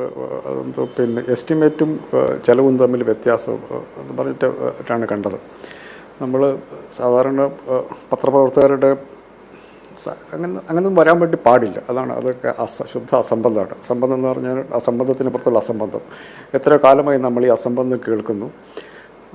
അതാണ് കോൺഗ്രസ് നേതാക്കന്മാർക്കും പറ്റുന്നത്. ഇന്നലെ സതീശൻ കുറച്ചൊരു ജാമ്യം എടുത്തിട്ടാണ് ഇതിനെക്കുറിച്ച് ഇന്നലെ പറഞ്ഞത്. പ്രതിപക്ഷ നേതാവ് വി ഡി സതീശൻ പറയുമ്പോൾ അദ്ദേഹത്തിന് ഉറപ്പില്ല. അദ്ദേഹം ഞാൻ കണ്ട പത്രവാർത്തകളെന്നൊക്കെ പറഞ്ഞിട്ടാണ് അദ്ദേഹം തന്നെ പറയുന്നത്. ഞാൻ കോൺഗ്രസ്സുകാരോട് പണ്ട് തൊട്ടേ പറയാറുണ്ട്, ഈ നമ്മൾ കൊറോണ കാലത്താണ്, കഴിഞ്ഞ തെരഞ്ഞെടുപ്പിൻ്റെ സമയത്താണ് ഇമ്മാതിരിയുള്ള ആക്ഷേപങ്ങൾ നമ്മൾ കേട്ടുകൊണ്ടിരുന്നത്. അപ്പം ഞാൻ പറയായിരുന്നു, ഒരു 24 മണിക്കൂർ നിങ്ങൾ ക്വാറന്റൈനിൽ വെച്ചിട്ട് മാധ്യമങ്ങൾ പറയുന്ന കാര്യങ്ങൾ എടുക്കാൻ പാടുള്ളൂ എന്ന്. എനിക്ക് കോൺഗ്രസ് നേതാക്കന്മാരുടെ അഭിപ്രായം അതാണ്. നിങ്ങൾക്ക് അയ്യപ്പ സംഗമത്തിൻ്റെ തിയറി നിങ്ങൾക്ക് എതിർക്കാം, അതിലെ രാഷ്ട്രീയം നിങ്ങൾക്ക് എതിർക്കാം. പക്ഷേ മാധ്യമങ്ങളിൽ വരുന്ന വാർത്തകൾ അതേപടി വിശ്വസിച്ചുകൊണ്ട് പൊസിഷൻ എടുക്കുന്നത് ശരിയല്ല. കാരണം മാധ്യമങ്ങൾക്ക് അവരുടെ അജണ്ട വെച്ചിട്ടല്ലെങ്കിൽ മാധ്യമങ്ങൾക്ക് ഇങ്ങനൊരു വാർത്ത കൊടുക്കാൻ വേണ്ടി പറ്റില്ല. ഇതിങ്ങനെ ചെയ്ത് കഴിയുമ്പോഴത്തേക്കും ഇപ്പോൾ ഈ മുഖ്യമന്ത്രിയുടെ കട്ടിലെന്നുള്ളത് എനിക്ക് തോന്നുന്നു മുഴുവൻ മലയാളികളുടെയും വാട്സപ്പിൽ ഈ സംഭവം എത്തിയിട്ടുണ്ടാവും. മുഖ്യമന്ത്രി 1 ലക്ഷം രൂപയുടെ കട്ടിൽ വാങ്ങിക്കുന്നുണ്ട്. ഞാൻ എന്തുമാത്രം ട്രോളുകൾ അതിൻ്റെ പുറത്ത് കണ്ടു. മനുഷ്യർ വിശ്വസിച്ചിട്ടുണ്ട്. ഞാനിത് സർക്കാരിന് ദേവസ്വം ബോർഡിനെ കുറ്റം പറയുള്ളൂ. എത്രയും പെട്ടെന്ന് ഇതുമായി ബന്ധപ്പെട്ട വസ്തുതകളായിട്ട് ഓഡിറ്റ് റിപ്പോർട്ട്, പ്രോപ്പറായിട്ടുള്ള ഓഡിറ്റ് റിപ്പോർട്ട് എന്ന് പറഞ്ഞിട്ടുണ്ടെങ്കിൽ ഒരു ഓഡിറ്റർ നിയമിച്ചു കഴിഞ്ഞാൽ ആ ഓഡിറ്റർ ബന്ധപ്പെട്ട കക്ഷിയിൽ നിന്ന് കണക്കുകൾ വാങ്ങും. അതിൻ്റെ അകത്ത് അവർക്ക് സർട്ടിഫൈ ചെയ്യാൻ പറ്റുന്ന കാര്യങ്ങൾ അവർ സർട്ടിഫൈ ചെയ്യും. അവർക്ക് സംശയങ്ങളുള്ള കാര്യം ഈ ക്ലയൻറ്റിനോട് ചോദിക്കും. ക്ലയൻറ്റിനോട് ചോദിച്ചിട്ട് അവർ കൊടുക്കുന്ന മറുപടി കൂടി ചേർത്തിട്ടാണ് ഫൈനൽ റിപ്പോർട്ട് വരിക. ഇപ്പം നമ്മൾ കണ്ടെടുത്തോളം ദേവസ്വം ബോർഡിൻ്റെ റെസ്പോൺസ് ഇല്ലാത്ത ഓഡിറ്റ് റിപ്പോർട്ട് എന്ന് പറഞ്ഞൊരു സാധനം ഇന്നിപ്പം പിന്നെ ദേവസ്വം ബോർഡിൻ്റെ പ്രസിഡന്റ് ശ്രീ ജയകുമാർ പറഞ്ഞതനുസരിച്ചാണെങ്കിൽ ഇത് ബോർഡ് പാസ്സാക്കിയ ഒരു ഓഡിറ്റ് റിപ്പോർട്ടല്ല, ബോർഡ് അംഗീകരിച്ച ഒരു ഓഡിറ്റ് റിപ്പോർട്ടല്ല അത്. എത്രയും പെട്ടെന്ന് ഇതുമായി ബന്ധപ്പെട്ട കാര്യങ്ങൾ ചെയ്യാൻ വേണ്ടിയിട്ട് സർക്കാർ ദേവസ്വം ബോർഡിനോട് ആവശ്യപ്പെടണം. എനിക്ക് തോന്നുന്നില്ല സർക്കാർ അങ്ങനെ ആവശ്യപ്പെടാൻ പറ്റുമോ എന്ന് എനിക്കറിയത്തില്ല. നിയമപരമായിട്ട് പറ്റില്ല എന്നാണ് എനിക്ക് തോന്നുന്നത്. ദേവസ്വം ബോർഡിൽ അഭ്യർത്ഥിക്കുകയെങ്കിലും ചെയ്യുക. എത്രയും പെട്ടെന്ന് ഇതുമായി ബന്ധപ്പെട്ട കണക്കുകൾ പൊതുസമൂഹത്തിന് മുമ്പിൽ വെക്കേണ്ടതുണ്ട്. അതുകൊണ്ടാണ് പിന്നെ എസ്റ്റിമേറ്റ് എന്താണ്, ആക്ച്വൽ എന്താണ് എന്നറിയത്തില്ലാത്ത പത്രപ്രവർത്തകർ ഇതുമാതിരി അസംബന്ധം എഴുതുകയും പത്രപ്രവർത്തകർക്ക് മുഴുവൻ നാണക്കേടുണ്ടാകുന്ന തരത്തിലുള്ള വാർത്തകൾ വരികയും അത് വിശ്വസിച്ചിട്ട് UDFിൻ്റെയും കോൺഗ്രസ് നേതാക്കന്മാർ അവരുടെ പൊസിഷൻ എടുക്കുകയും ചെയ്യുന്നത്. കോൺഗ്രസിൻ്റെ രാഷ്ട്രീയമായ വിമർശനം വളരെ ലെജിറ്റിമേറ്റാണെന്ന് വിശ്വസിക്കുന്ന ആളാണ് ഞാൻ. അതിൻ്റെ അകത്ത് അവർക്ക് പറയാനുള്ള അവകാശവുമുണ്ട്. ഇത് LDF സർക്കാർ അതല്ലെങ്കിൽ സാധാരണ ഇതിൽ മുഖ്യമന്ത്രി ഒന്നും പോകേണ്ട കാര്യമില്ല. ശബരിമല എന്നുള്ളത് ദേവസ്വം ബോർഡിൻ്റെ മാത്രം കൺസേണാണ്. അവിടെ മുഖ്യമന്ത്രി ഇപ്പോൾ ശ്രീ ഗോപൻ പറയുന്നത് ഞാൻ കേട്ടുകൊണ്ടിരിക്കുകയായിരുന്നു. ഇത്രയൊന്നും വിശദീകരിക്കേണ്ട ആവശ്യം സംസ്ഥാന സർക്കാരിനില്ല, LDFിന് ഒന്നുമില്ല. അപ്പോൾ അതിൻ്റെ പുറത്ത് രാഷ്ട്രീയ ലക്ഷ്യമുണ്ട് എന്ന് കോൺഗ്രസ്സിന് ന്യായമായിട്ടും ആക്ഷേപം ഉന്നയിക്കാവുന്നതാണ്. അതുമായി ജനങ്ങളുടെ അടുത്തേക്ക് പോകാവുന്നതാണ്. പക്ഷേ ഈ ഇല്ലാത്ത കണക്കുകൾ, ലോകത്ത് ഒരിടത്തും ഇല്ലാത്ത കണക്കുകൾ കൊണ്ട് ഇങ്ങനെ പോയി കഴിയുമ്പോഴത്തേക്കും അതിൻ്റെ ഒരു തെരഞ്ഞെടുപ്പിന് മുമ്പിൽ വെച്ച് കഴിയുമ്പോഴത്തേക്കും ഇതിൻ്റെ രാഷ്ട്രീയ ഉദ്ദേശം നടക്കും. പക്ഷേ അതിൻ്റെ വസ്തുതകൾ വേറെ എവിടെയോ കിടക്കുന്നു എന്നുള്ള ഒരു ഗതികേട് നമ്മുടെ നാട്ടിലുണ്ട്. പക്ഷേ എനിക്ക് തോന്നുന്നത് എന്താണെന്ന് വെച്ചിട്ടുണ്ടെങ്കിൽ ഇതിനേക്കാൾ ഭീകരമായിട്ടുള്ള കഥകൾ കഴിഞ്ഞ തെരഞ്ഞെടുപ്പിന് മുമ്പിൽ വന്നിട്ടുണ്ടായിരുന്നു. അതിൽ അന്നത്തെ ആ കേസുകളൊക്കെ ഫോളോ ചെയ്തിരുന്ന ഒരാളെന്ന നിലയ്ക്ക് കേരളത്തിലെ മനുഷ്യർക്ക് ഇത് ഡിസ്കൗണ്ട് ചെയ്യാൻ അറിയാം. കാരണം കഴിഞ്ഞ 2021 മാർച്ച് മാസത്തിലാണ് കേരളത്തിൻ്റെ മുഖ്യമന്ത്രി ഡോളർ കടത്ത് കേസിൽ പ്രതിയാണ്, അദ്ദേഹം ഡോളർ കടത്തി എന്നുള്ള കാര്യം ഞങ്ങൾ അറിഞ്ഞപ്പോൾ ഞങ്ങൾ ഞെട്ടിപ്പോയി എന്ന് പറഞ്ഞ് കസ്റ്റംസ് കൊണ്ടുപോയി ഹൈക്കോടതിയിൽ അഫിഡവിറ്റ് കൊടുത്തത്. എന്തൊരു വലിയ വാർത്തയായിരുന്നു. മനുഷ്യരത് വിശ്വസിച്ചോ ഇല്ലയോ എന്നുള്ളത് ആ തെരഞ്ഞെടുപ്പ് ഫലം നമ്മളെ കാണിച്ചു തന്നു. അതുകൊണ്ട് അതിലെനിക്കൊരു അതിങ്ങനെ ഈ തെറ്റിദ്ധരിപ്പിക്കുന്ന വാർത്തകൾ പറയുകയും അത് വെച്ച് ഞാൻ കോൺഗ്രസിനെ മുഴുവനായിട്ട് കുറ്റം പറയുകയല്ല, വാർത്താ മാധ്യമങ്ങൾ പറയുന്ന കാര്യങ്ങൾ വെച്ച് അവർക്ക് ചിലപ്പോൾ നിലപാട് എടുക്കേണ്ടി വരും. പക്ഷേ അവരോട് എനിക്ക് അഭ്യർത്ഥിക്കാനുള്ളത്, നിങ്ങളൊന്ന് സ്ലോ ചെയ്തില്ല എങ്കിൽ നിങ്ങൾക്കത് ഗുണകരമായിട്ട് വരാൻ സാധ്യതയില്ല. ഈ 1 ലക്ഷം രൂപയുടെ കട്ടിൽ എന്നൊക്കെ പറഞ്ഞ് കഥകൾ ഉണ്ടാക്കുമ്പം അത് നമ്മളൊരു സമൂഹത്തെ മുഴുവൻ പറ്റിക്കുകയാണ് ചെയ്യുന്നത്. കാരണം അതല്ലല്ലോ വസ്തുത. വസ്തുത അതല്ലാതിരിക്കെ അതിൻ്റെ പുറത്ത് വലിയ പ്രചണ്ഡം രാഷ്ട്രീയമായിട്ട് ചിലപ്പോൾ അതുകൊണ്ട് നേട്ടം ഉണ്ടാവുമായിരിക്കും. കാരണം കേരളത്തിൽ 1 കോടി മനുഷ്യർ ഇപ്പം വിശ്വസിച്ചിട്ടുണ്ടാവും മുഖ്യമന്ത്രിക്ക് വേണ്ടി 1 കോടി രൂപയുടെ 1 ലക്ഷം രൂപയുടെ കട്ടിൽ വാങ്ങിയിട്ടുണ്ടാവും എന്നുള്ളത്. അതുകൊണ്ട് രാഷ്ട്രീയമായിട്ട് മെച്ചമുണ്ടാവും. പക്ഷേ ഒരു സമൂഹം എന്ന നിലയ്ക്ക് നമ്മളൊരു മണ്ടന്മാരുടെ സമൂഹത്തെ സൃഷ്ടിക്കുന്നതായിട്ടാണ് എനിക്ക് തോന്നുന്നത്. അതുകൊണ്ട് ഇത്തരം വാർത്തകൾ ഒന്നിനു പുറകെ ഒന്നായിട്ട് വന്നുകൊണ്ടിരിക്കുകയാണ്. അതിന് യാതൊരു ലെജിറ്റിമസിയും ഉള്ളതായിട്ട് ഇതുവരെ ഞാൻ കണ്ടിട്ടില്ല. വരുന്നതൊക്കെ അസംബന്ധത്തിൻ്റെ പുറത്ത് അസംബന്ധം പടച്ചുവിടുന്നതാണ്. എനിക്ക് UDF-നോട് പറയണം, നിങ്ങളതിൻ്റെ രാഷ്ട്രീയം അയ്യപ്പ സംഗമം രാഷ്ട്രീയമായിട്ടാണ് സംഘടിപ്പിച്ചത് നിങ്ങൾ പറയുന്നത് ലെജിറ്റിമേറ്റ് ആയിട്ടുള്ള ഒരു ക്രിറ്റിസിസമാണ്. അതല്ലാതെ ഇല്ലാത്ത ഒരു ഓഡിറ്റ്, പ്രോപ്പർലി നിയമപരമായ നടപടിക്രമങ്ങൾ പൂർത്തിയാക്കാത്ത ഒരു ഓഡിറ്റ് റിപ്പോർട്ടും ആ ഓഡിറ്റ് റിപ്പോർട്ടിൻ്റെ പുറത്ത് മാധ്യമങ്ങൾ പടച്ചുണ്ടാക്കുന്ന അസാധാരണമായ അസംബന്ധം, അതിൻ്റെ പുറത്ത് രാഷ്ട്രീയ വ്യാഖ്യാനങ്ങൾ കെട്ടിപ്പൊക്കുക എന്നുള്ളത് ഒരു ആർക്കും ഗുണം ചെയ്യില്ല. നിങ്ങൾ ഇന്നലെ നാളെ നിങ്ങളും ഭരണത്തിൽ വരുന്ന ആൾക്കാരാണ്. നിങ്ങൾക്കെതിരെ ഇങ്ങനത്തെ ആരോപണങ്ങൾ വരാൻ വേണ്ടി പാടില്ല. ഈ അസാധാരണമായ അസംബന്ധം എന്ന താങ്കളുടെ പ്രയോഗം ശരിക്കും ഒരു മുതിർന്ന മാധ്യമപ്രവർത്തക എന്ന രീതിയിൽ താങ്കൾക്ക് ആ ഒരു തരത്തിൽ തന്നെ വ്യാഖ്യാനിക്കും. പക്ഷേ അസാധാരണമായ അസംബന്ധമല്ല, അത് അസാധാരണമായ ചില കൂട്ടിച്ചേരലുകൾ, ചില ഗൂഢാലോചനകൾ എന്ന് തന്നെ എടുത്തു പറയേണ്ടി വരും. ജോജി അലക്സ്, മുതിർന്ന മാധ്യമപ്രവർത്തകൻ പറഞ്ഞു, അദ്ദേഹം ഒരിക്കൽ പോലും നിങ്ങളുടെ രാഷ്ട്രീയ ലക്ഷ്യത്തെക്കുറിച്ച് അദ്ദേഹം കുറ്റം പറയുന്നില്ല. പക്ഷേ കഴിഞ്ഞ തെരഞ്ഞെടുപ്പിൽ അടക്കം കണ്ട ഈന്തപ്പഴക്കുരു, ഡോളർ കടത്ത് അടക്കമുള്ള കാര്യങ്ങൾ നിങ്ങൾ വലിയ പ്രചണ്ഡമായ വലിയ ആഘോഷയാത്ര നടത്തിയതാണ്. പക്ഷേ കേരളത്തിലെ ജനങ്ങൾ കൃത്യമായി തിരിച്ചറിഞ്ഞു, കൃത്യമായ മറുപടി നിങ്ങൾക്ക് തരികയും ചെയ്തു. ഇതുപോലെ ആരാണ് വിശ്വസിക്കുക? ഏതെങ്കിലും ഒരു വരി ആ ഓഡിറ്റ് റിപ്പോർട്ടെന്ന് പറഞ്ഞ് കോടതിയിൽ കൊണ്ടുപോയതിനകത്ത് കട്ടിൽ, മുഖ്യമന്ത്രിയുടെ കട്ടിൽ 1.5 ലക്ഷം രൂപ എന്ന് എവിടെയെങ്കിലും പറഞ്ഞിട്ടുണ്ടോ? പിന്നെ മാത്രമല്ല, ആധികാരികമായി കോടതിയിൽ കൊടുത്ത ഓഡിറ്റ് റിപ്പോർട്ട് ദേവസ്വം ബോർഡ് അംഗീകരിച്ച ഓഡിറ്റ് റിപ്പോർട്ടാണോ? അതുകൊണ്ടാണ് താങ്കൾക്ക് തന്നെ അറിയാം, താങ്കൾ തന്നെ പറഞ്ഞതാണ് ഇതെങ്ങനെയാണ് മാതൃഭൂമിക്കും മനോരമയ്ക്കും മാത്രം കിട്ടിയത്. അത് തന്നെയാണ് കേരളത്തിലെ ജനങ്ങൾ ചോദിക്കുന്നത്. മാതൃഭൂമിയുടെയും മനോരമയുടെയും പണി ഇതാണ്. VD സതീശൻ പറയുന്ന നുണകളെ വെളുപ്പിച്ചെടുക്കലാണ് മനോരമയുടെ മാതൃഭൂമിയുടെ പണിയെന്ന് കൃത്യമായി ജനങ്ങൾക്ക് ബോധ്യപ്പെട്ടിട്ടുണ്ട്. അതുതന്നെയാണ് മറ്റൊരു ഭാഷയിൽ KJ ജേക്കബ് പറഞ്ഞത്.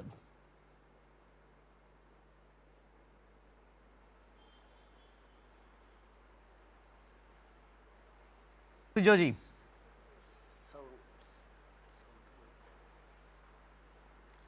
ഇവിടെ കേൾക്കുന്നുണ്ടോ? കേൾക്കുന്നുണ്ട്, പറഞ്ഞോളൂ. കേൾക്കുന്നുണ്ടോ? പറഞ്ഞോളൂ. ഇവിടെ ജേക്കബ് സാറ് പറഞ്ഞതിനോട് ഞാൻ 100 അല്ല 110% യോജിക്കുകയാണ്. ഇത് തന്നെയാണ് തുടക്കത്തിൽ ഞാനും ചോദിച്ചത്. എന്തിനാണ് നിങ്ങൾ മനോരമ പറഞ്ഞത്, മാതൃഭൂമി പറഞ്ഞത്, പിന്നെ ദേശാഭിമാനി പറഞ്ഞതെന്ന് പറഞ്ഞ് നോക്കുന്നത്?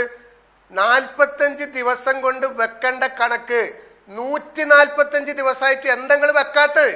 അതാണ് വെച്ചാൽ നിങ്ങൾക്ക് എത്ര പെട്ടെന്ന് രക്ഷപ്പെടാം.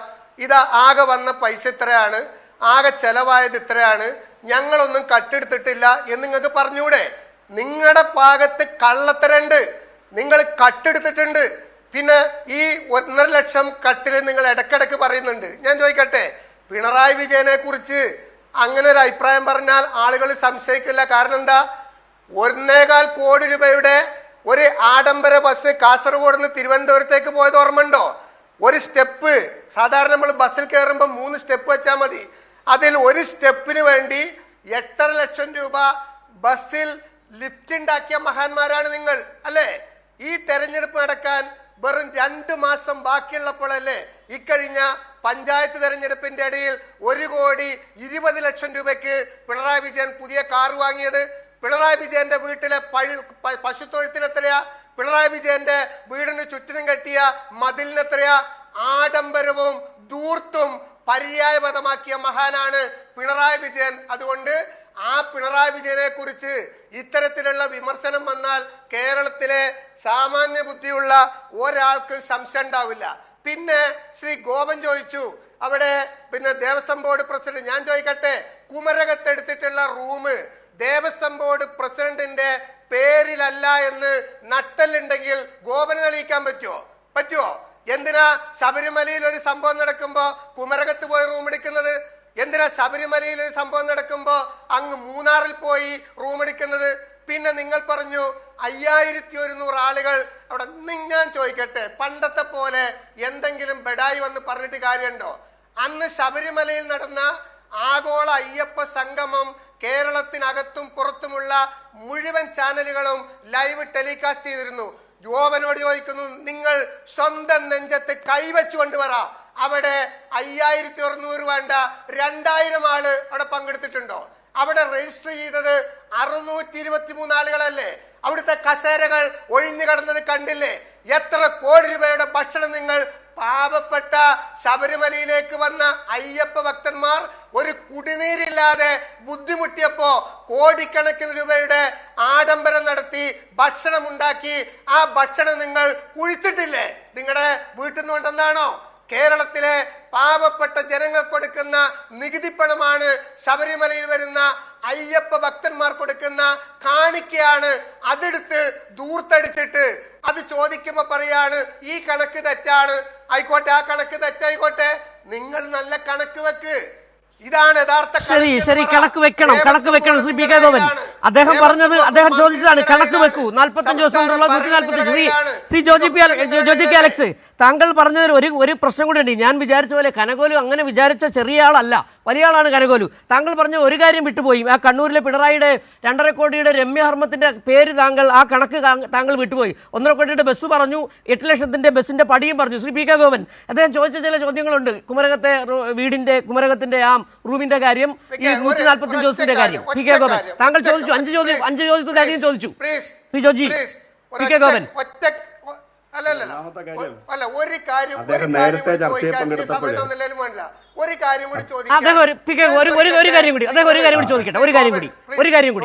ചോദിക്കട്ടെ. ചോദിച്ചോളൂ. ഇവിടെ ഞങ്ങൾ ചോദിക്കുന്നത് ഈ കണക്ക് എന്താ ചോദിക്കാതിരുന്നത് എന്ന് നിങ്ങൾ ചോദിച്ചല്ലോ. ഞങ്ങൾ ചോദിക്കുന്നു, നിങ്ങൾ ഈ കേരളത്തിൽ നാളിതുവരെ കഴിഞ്ഞ 10 വർഷം നടത്തിയിട്ടുള്ളത് ആഡംബരമല്ലേ, ധൂർത്തല്ലേ? പാവപ്പെട്ട ജനങ്ങളുടെ പിച്ചച്ചട്ടിയിൽ കൈയിട്ട് വാരി ഭരണം നടത്തി ഇറങ്ങിപ്പോവാൻ നേരത്ത് വീണ്ടും പാവപ്പെട്ട ഭക്തജന ശബരിമലയിലൊക്കെ പോയി കൈവെക്കാൻ നിങ്ങൾക്കല്ലാതെ ഭൂമിയിൽ ഒരു ഭക്തജനങ്ങൾക്ക് പറ്റുമോ? ശബരിമലയിൽ കമ്മ്യൂണിസ്റ്റുകാരെ കക്കൂ, മതല്ല എന്ന് പറഞ്ഞെടുക്കുന്നവരാ. മതമുള്ള, ഭക്തിയുള്ള, വിശ്വാസമുള്ള ഒരാളും അവിടെ പോയി കളവ് നടത്തില്ല. അല്ല, താങ്കൾ ചോദിച്ച ചോദ്യം എന്തായാലും ഈ എനിക്ക് തോന്നുന്നു ശ്രീ ജോജി, ഈ ദൂർത്തുണ്ടല്ലോ 10 വർഷക്കാലം. ശ്രീ ജോജി, താങ്കൾ ചോദിച്ച ഒരു ചോദ്യം എന്ന് പറഞ്ഞാൽ ആ ചോദ്യം 3-4 ചോദ്യമായി. ഞാനൊന്ന് ഇടക്ക് പറഞ്ഞുകൊണ്ട് പി കെ ഗോപനിലേക്ക്, അതായത് ഈ ദൂർത്ത് എന്ന് പറഞ്ഞാൽ 10 വർഷം കൊണ്ട് 6 ലക്ഷം പേർക്ക് വീട് കൊടുത്തിട്ടുണ്ട്. NH47 NH66 രൂപീകരണം അത് യാഥാർത്ഥ്യമാക്കാൻ 6000 കോടി കൊടുത്തിട്ടുണ്ട്. Pipe line യാഥാർത്ഥ്യമാക്കിയിട്ടുണ്ട്. 2000 രൂപ വെച്ച് 60 ലക്ഷം പേരെ കൊടുക്കുന്നുണ്ട്. ധൂർത്താണ്, നല്ല ധൂർത്താണ് നടത്തിക്കൊണ്ടിരിക്കുന്നത്. പി കെ ഗോപൻ, അദ്ദേഹം ആ ധൂർത്തിനെ കുറിച്ച് പറഞ്ഞു മറുപടി പറയാം. P K Gopan. അല്ല, അതില് അദ്ദേഹം നേരത്തെ ചർച്ചയിൽ പങ്കെടുത്തപ്പോൾ പറഞ്ഞൊരു കാര്യം എനിക്ക് പറയാൻ സമയം കിട്ടിയില്ല. അത് നിങ്ങൾ രണ്ടുപേരും അത് സംബന്ധിച്ച് ചർച്ച ചെയ്തു. പിന്നെ അദ്ദേഹം കൈരളിക്ക് എങ്ങനെയാണ് ഈ വാർത്ത കിട്ടാതെ പോയത് എന്നുള്ളതാണ്. ഒരു തെറ്റായ വാർത്ത 2 മാധ്യമങ്ങൾ എടുത്ത് ഗവൺമെന്റിനെതിരായിട്ട് കൊടുക്കുമ്പോൾ കൈരളിയും കൂടെ അത്തരം ഒരു തെറ്റായ വാർത്ത കൊടുക്കുമെന്ന് ഈ പാവപ്പെട്ട ജോജി ധരിച്ചുപോയി. നമുക്ക് അദ്ദേഹത്തോട് സഹതപിക്കുകയല്ലാതെ വേറെ മാർഗമില്ല. രണ്ടാമത്തെ കാര്യം, 45 ദിവസം കണക്ക് കൊടുക്കാൻ നിങ്ങൾ തയ്യാറാകാതിരുന്നത് എന്നുള്ളതാണ്. അവിടെ മകരസംക്രമം, മകരവിളക്കും പിന്നെ മണ്ഡലവിളക്കും ഒക്കെ നടന്ന കാര്യം ഇദ്ദേഹം അറിഞ്ഞില്ലേ? അവിടെ പിന്നെ ഒരു 75,000-80,000 ആളുകളെ ഉൾക്കൊള്ളിക്കേണ്ട സ്ഥലത്ത് 1 ലക്ഷത്തിലധികം ആളുകൾ വന്നു പോയത് ഇദ്ദേഹം അറിഞ്ഞില്ലേ? അത്ര ഒരു പ്രയാസത്തിൽ ദേവസ്വം ബോർഡ് മാറി പുതിയ ദേവസ്വം ബോർഡ് വരികയും അതിൻ്റെ ജോലികളൊക്കെ നടന്നുകൊണ്ടിരിക്കുകയും ചെയ്യുമ്പോഴാണ് ഈ റിപ്പോർട്ട് കൊടുക്കേണ്ടിയിരുന്നത്. അതുകൊണ്ടാണ് ബഹുമാനപ്പെട്ട കോടതിയുടെ മുമ്പിൽ നിലവിൽ ദേവസ്വം ബോർഡ് റിക്വസ്റ്റ് ചെയ്തു 27-ാം തീയതി കൊടുത്താൽ മതി എന്ന് അവർ പറഞ്ഞത് അവർക്കത് മനസ്സിലായതുകൊണ്ടാണ്. രാഷ്ട്രീയ ആരോപണം ഉന്നയിക്കുന്നവർക്ക് അത് മനസ്സിലാവില്ല. ഇനി കണക്കുമായി ബന്ധപ്പെട്ട കാര്യം നമ്മുടെ സർക്കാരിന്റെ ഓഡിറ്റ് റിപ്പോർട്ടിനെ കുറിച്ച് സാമാന്യ ധാരണയുള്ളവർക്ക് എല്ലാവർക്കും അറിയാം. അത്തരം കാര്യങ്ങൾ അറിയാവുന്നവർക്ക് ഇത് മനസ്സിലാവും. ഇത് ഗവൺമെന്റ് ഹൈക്കോടതിയുടെ എംപാനൽ ലിസ്റ്റിൽപ്പെട്ട ഒരു പ്രൈവറ്റ് കമ്പനിയാണ് ഇതിന്റെ കണക്കുകൾ പരിശോധിക്കുന്ന ഓഡിറ്റ് വിജയൻ അസോസിയേറ്റ്സ്. അവർ ചെയ്യേണ്ടുന്ന സാമാന്യ മര്യാദ നിലവിലുള്ള ദേവസ്വം ബോർഡിനെ, അത് ആര് ദേവസ്വം ബോർഡായാലും, ഈ കണക്കുകൾ കാണിച്ചിട്ട് അവരതിൻ്റെ ക്ലാരിഫിക്കേഷൻ വാങ്ങിക്കണം. ഏത് സ്ഥാപനത്തിലും അങ്ങനെ ചെയ്യുന്നത്. അതിൽ ഓഡിറ്റ് വിങ്ങിന് തർക്കമുള്ള കാര്യം അവർക്ക് കുറി എഴുതാം. പക്ഷെ കണക്ക് പരിശോധിക്കുമ്പോൾ വൗച്ചർ പരിശോധിക്കണം. എങ്ങനെയാണ് നന്ദഗോപൻ എന്ന സ്ഥാപനത്തോട് പാട്ടുപാടാൻ ആവശ്യപ്പെടുന്നു, IIIC ആവശ്യപ്പെടുന്നു, അവർക്ക് അന്ന് അസൗകര്യമാണ്, പകരം ഇഷാൻ ദേവിനെ ബന്ധപ്പെടുന്നു, ചുരുങ്ങിയ സമയം കൊണ്ട് അവർക്ക് അയ്യപ്പ ഗാനം പാടാൻ കഴിയില്ല എന്ന് അവർ പറയുന്നു, അവർക്കെല്ലാം സൗകര്യം ചെയ്തു കൊടുക്കാമെന്ന് പറയുന്നു. അവർ നിർബന്ധത്തിന് വഴങ്ങി സമ്മതിക്കുന്നു. 5 ദിവസം കൊണ്ട് അവർ റിഹേഴ്സൽ നടത്തുന്നു. 25 ആർട്ടിസ്റ്റുകൾ പങ്കെടുക്കുന്നു, 10 ടെക്നീഷ്യന്മാർ പങ്കെടുക്കുന്നു. അവർ മനോഹരമായിട്ട് ആ ഗാനം രാവിലെ 8 മണി മുതൽ അവിടെ ആലപിച്ചു.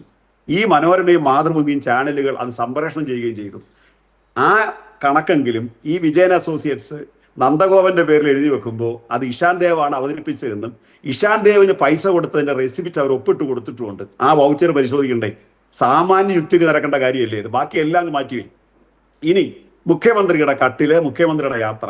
എൻ്റെ കോൺഗ്രസ് സുഹൃത്തെ, കർണാടക മുഖ്യമന്ത്രിയുടെ കാറിന്റെ വില എത്രയാണെന്നറിയാമോ? നിങ്ങളുടെ മുഖ്യമന്ത്രിമാര് BJPയുടെ അങ്ങ് മാറ്റിവേ, അത് ഇതിനേക്കാൾ കൂടുതലാണ്. നിങ്ങളുടെ മുഖ്യമന്ത്രിമാരുടെ കാറിന്റെ വില എത്രയാണെന്നറിയാമോ? പിണറായി വിജയൻ ചെത്തുകാരൻ്റെ മകനായതുകൊണ്ട് നല്ല കാറിൽ മുഖ്യമന്ത്രിയായിട്ട് സഞ്ചരിക്കാൻ പാടില്ല.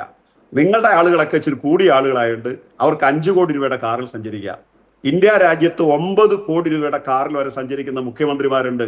കേരളത്തിന്റെ അത്രയും പോലും വരുമാനമില്ലാത്ത, സാമാന്യം നല്ല രോഗമുള്ള, എല്ലാവർക്കും അറിയാവുന്ന കാര്യമാണ്, നല്ല പ്രായമുള്ള, എത്ര മണിക്കൂർ ആ മനുഷ്യൻ അധ്വാനിക്കുന്നവർക്ക് അറിയാവും, എത്ര മണിക്കൂറാണ് ഉറങ്ങുന്നതെന്നറിയാവും. 6 മണിക്കൂർ കൂടുതൽ അദ്ദേഹം ഉറങ്ങുന്നില്ല. അത്രയും നല്ല രോഗമുള്ള, കഠിനമായി അധ്വാനിക്കുന്ന, ഏത് പ്രോജക്റ്റും ഏറ്റെടുത്ത് വിജയിപ്പിച്ചിട്ടേ ഉറങ്ങുമെന്ന് വാശി പിടിക്കുന്ന, അത് നിങ്ങളുടെ തന്നെ നേതാക്കന്മാരെ കൊണ്ട് അദ്ദേഹം പറയിപ്പിച്ചിട്ടുണ്ട്. അങ്ങനെ ഒരാൾ സഞ്ചരിക്കാൻ ഒരു സാമാന്യം മെച്ചപ്പെട്ട കാർ 1000 കോടി രൂപയുടെ വിമാനത്തിലാണ് ഇന്ത്യൻ പ്രധാനമന്ത്രി സഞ്ചരിക്കുന്നത്. 1000 കോടി രൂപയുടെ വിമാനത്തിൽ മുഖ്യമന്ത്രി ഇന്ന് ഒരിടത്തരക്കാർക്ക് പോലും കേരളത്തിൽ എത്ര രൂപയുടെ കാറാ? നിങ്ങൾ എന്തുമാത്രം ആക്ഷേപമാണ്! നിങ്ങൾ ഈ മതിലിന്റെ കഥ വിട്ടിട്ടില്ലേ? വേറെ 1-2 കഥയും കൂടെ കേൾക്കാനുണ്ടായിരുന്നല്ലോ. അദ്ദേഹത്തിന്റെ ഭാര്യയുടെ പേരിൽ സിംഗപ്പൂരിൽ കമല ഇന്റർനാഷണൽ പറഞ്ഞൊരു 7 സ്റ്റാർ ഹോട്ടലിനെ കുറിച്ച് പറഞ്ഞായിരുന്നല്ലോ. ഈന്തപ്പഴത്തിനകത്ത് സ്വർണ്ണക്കുരു അങ്ങോട്ട് കൊണ്ടുപോയത് പറഞ്ഞായിരുന്നല്ലോ. ചെമ്പിനകത്ത് സ്വർണം കൊണ്ടുപോയത് പറഞ്ഞായിരുന്നല്ലോ. ഖുറാനകത്ത് സ്വർണം കൊണ്ടുപോയത് പറഞ്ഞായിരുന്നല്ലോ. Lavalin case പറഞ്ഞായിരുന്നല്ലോ. എവിടെ പോയി ഇതൊക്കെ? ഇപ്പൊ പിണറായി വിജയന്റെ മതില്, പിണറായി വിജയന്റെ വീട്ടിലെ പശു, സ്വർണം കൊണ്ടുണ്ടാക്കിയ പശു, ഇതൊക്കെ പറഞ്ഞ് തേഞ്ഞ് കേരളീയ ജനത ചവച്ച് തുപ്പി ചവിട്ടിയെടുത്ത് പുറത്ത് കളഞ്ഞ സാധനങ്ങളാണ് ഇപ്പോഴും കൊണ്ട് നടക്കുന്നേ. പുതിയ തള്ളുവല്ലോ തള്ളു. ഇതൊന്നും പിണറായി വിജയന് ബാധകമല്ല. അത് പിണറായി വിജയൻ തന്നെ ഈ അടുത്ത സമയത്ത് അദ്ദേഹത്തിന്റെ കുട്ടിക്കാലത്തെ കുറിച്ച് വിശദീകരിച്ചപ്പോൾ അദ്ദേഹം മനോഹരമായിട്ട് പറഞ്ഞിട്ടുണ്ട്, എന്റെ കുട്ടിക്കാലം എങ്ങനെയാ. എന്നിട്ട് അദ്ദേഹം മക്കളോട് പറഞ്ഞിട്ടുണ്ട്, അദ്ദേഹം മറ്റുള്ളവരോടും പറയാറുണ്ട്, എങ്ങനെയാണോ നിങ്ങളുടെ കയ്യിലുള്ളത് അതുപോലെ ജീവിക്കുക. അത് കേരളീയ സമൂഹത്തോടും അദ്ദേഹത്തിനുള്ള റിക്വസ്റ്റ് ആണത്. നിങ്ങൾ ഇതൊക്കെ പറയണമെങ്കിൽ പിണറായി വിജയൻ മരിക്കണം. ആ മരിക്കുന്ന സമയത്ത് നിങ്ങൾ വാദോരാതി ഇതൊക്കെ പറയേണ്ടി വരും. അതുകൊണ്ട് ഒരു മനുഷ്യനെ ആക്ഷേപിക്കുന്നതിനൊക്കെ മര്യാദയുണ്ട്, പരിധിയുണ്ട്. ശബരിമല അയ്യപ്പ സംഗമത്തിന്റെ പേരിൽ നിങ്ങൾ കാട്ടിക്കൂട്ടിയ കാര്യങ്ങളൊക്കെ പുറത്തു വന്നപ്പോൾ ഈ കള്ളക്കണക്കിന്റെ പേരിലാണ് നിങ്ങൾ ഇതെല്ലാം വെച്ചുകൊണ്ട് പറയുന്നത്. പോട്ടെ, ചൂരൽമല ദുരന്തം ഉണ്ടായി കഴിഞ്ഞപ്പോൾ കേരള സർക്കാർ മറ്റ് പലപ്പോഴും ആവശ്യപ്പെടുന്നത് പോലെ ഫണ്ട് ആവശ്യപ്പെട്ടു ജനങ്ങളിൽ നിന്ന്. ജനങ്ങൾ നൽകി ഫണ്ട്. നിങ്ങളുടെ നേതാക്കൾ പറഞ്ഞു 10 പൈസ കൊടുക്കാൻ പാടില്ല.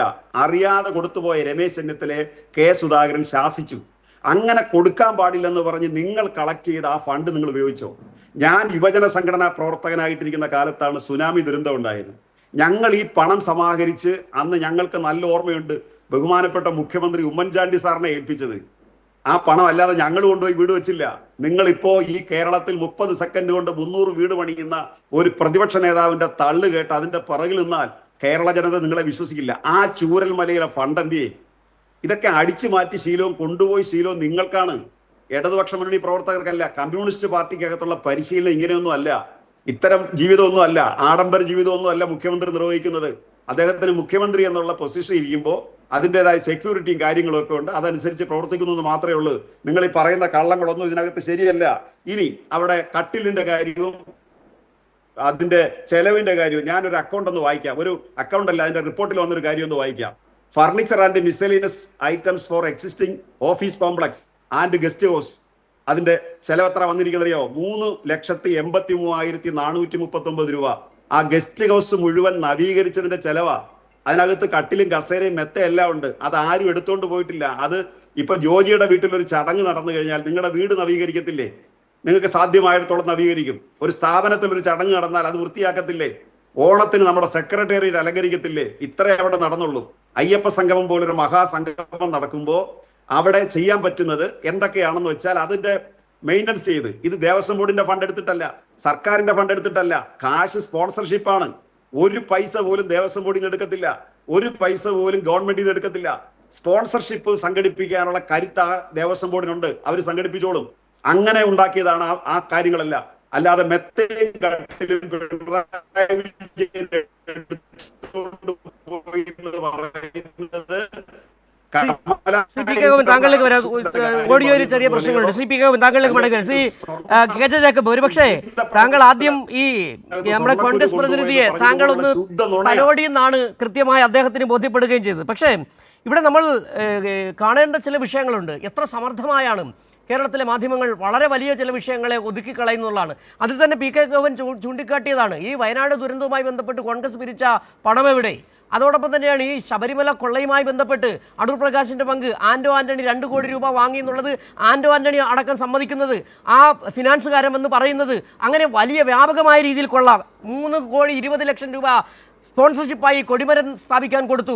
എത്രയോ അധികം. ഇന്ന് തന്നെ ഏറ്റവും പുതിയ വിവരങ്ങൾ ചില സിനിമാ നടന്മാർ, സംവിധായകന്മാർ വരെ അവർ കൊടുത്ത സ്വർണ്ണത്തിൻ്റെ കണക്കുകളടക്കം പറയുന്നു.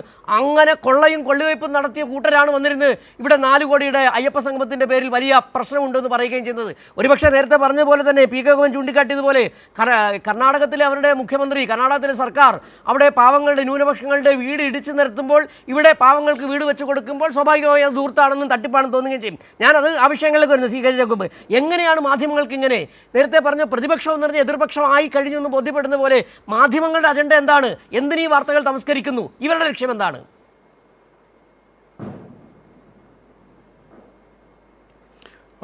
ഇത് നമ്മൾ കണ്ടത്, ഞാനതിനകത്ത് ഏറ്റവും ഞെട്ടിപ്പിക്കുന്ന രീതിയിൽ കണ്ടത് അതിദാരിദ്ര്യമുക്തം പരിപാടിയുടെ അതുമായി ബന്ധപ്പെട്ടാണ്. അതിനെതിരെ എന്തുമാത്രം നെഗറ്റീവ് ക്യാമ്പയിനാണ് കേരളത്തിലെ മാധ്യമങ്ങൾ നടത്തിയത്. അതൊരു PR എക്സർസൈസാണ് എന്ന് പറയാൻ കേരളത്തിലെ മാധ്യമങ്ങൾക്ക് പ്രത്യേകിച്ച് മടിയൊന്നും ഉണ്ടായിരുന്നില്ല. അതിൻ്റെ അകത്ത് എല്ലാ സർക്കാർ പ്രോഗ്രാമിലും ഉണ്ടാകുന്നത് പോലെ ചെറിയ ചെറിയ വീഴ്ചകൾ അവിടെ ഇവിടെ ഉണ്ടാകും. സർക്കാർ തന്നെ പറഞ്ഞു അത് അവിടെ കൊണ്ട് നിൽക്കുന്നില്ല, മുമ്പോട്ട് പോകുന്നുണ്ട് എന്നുള്ളത്.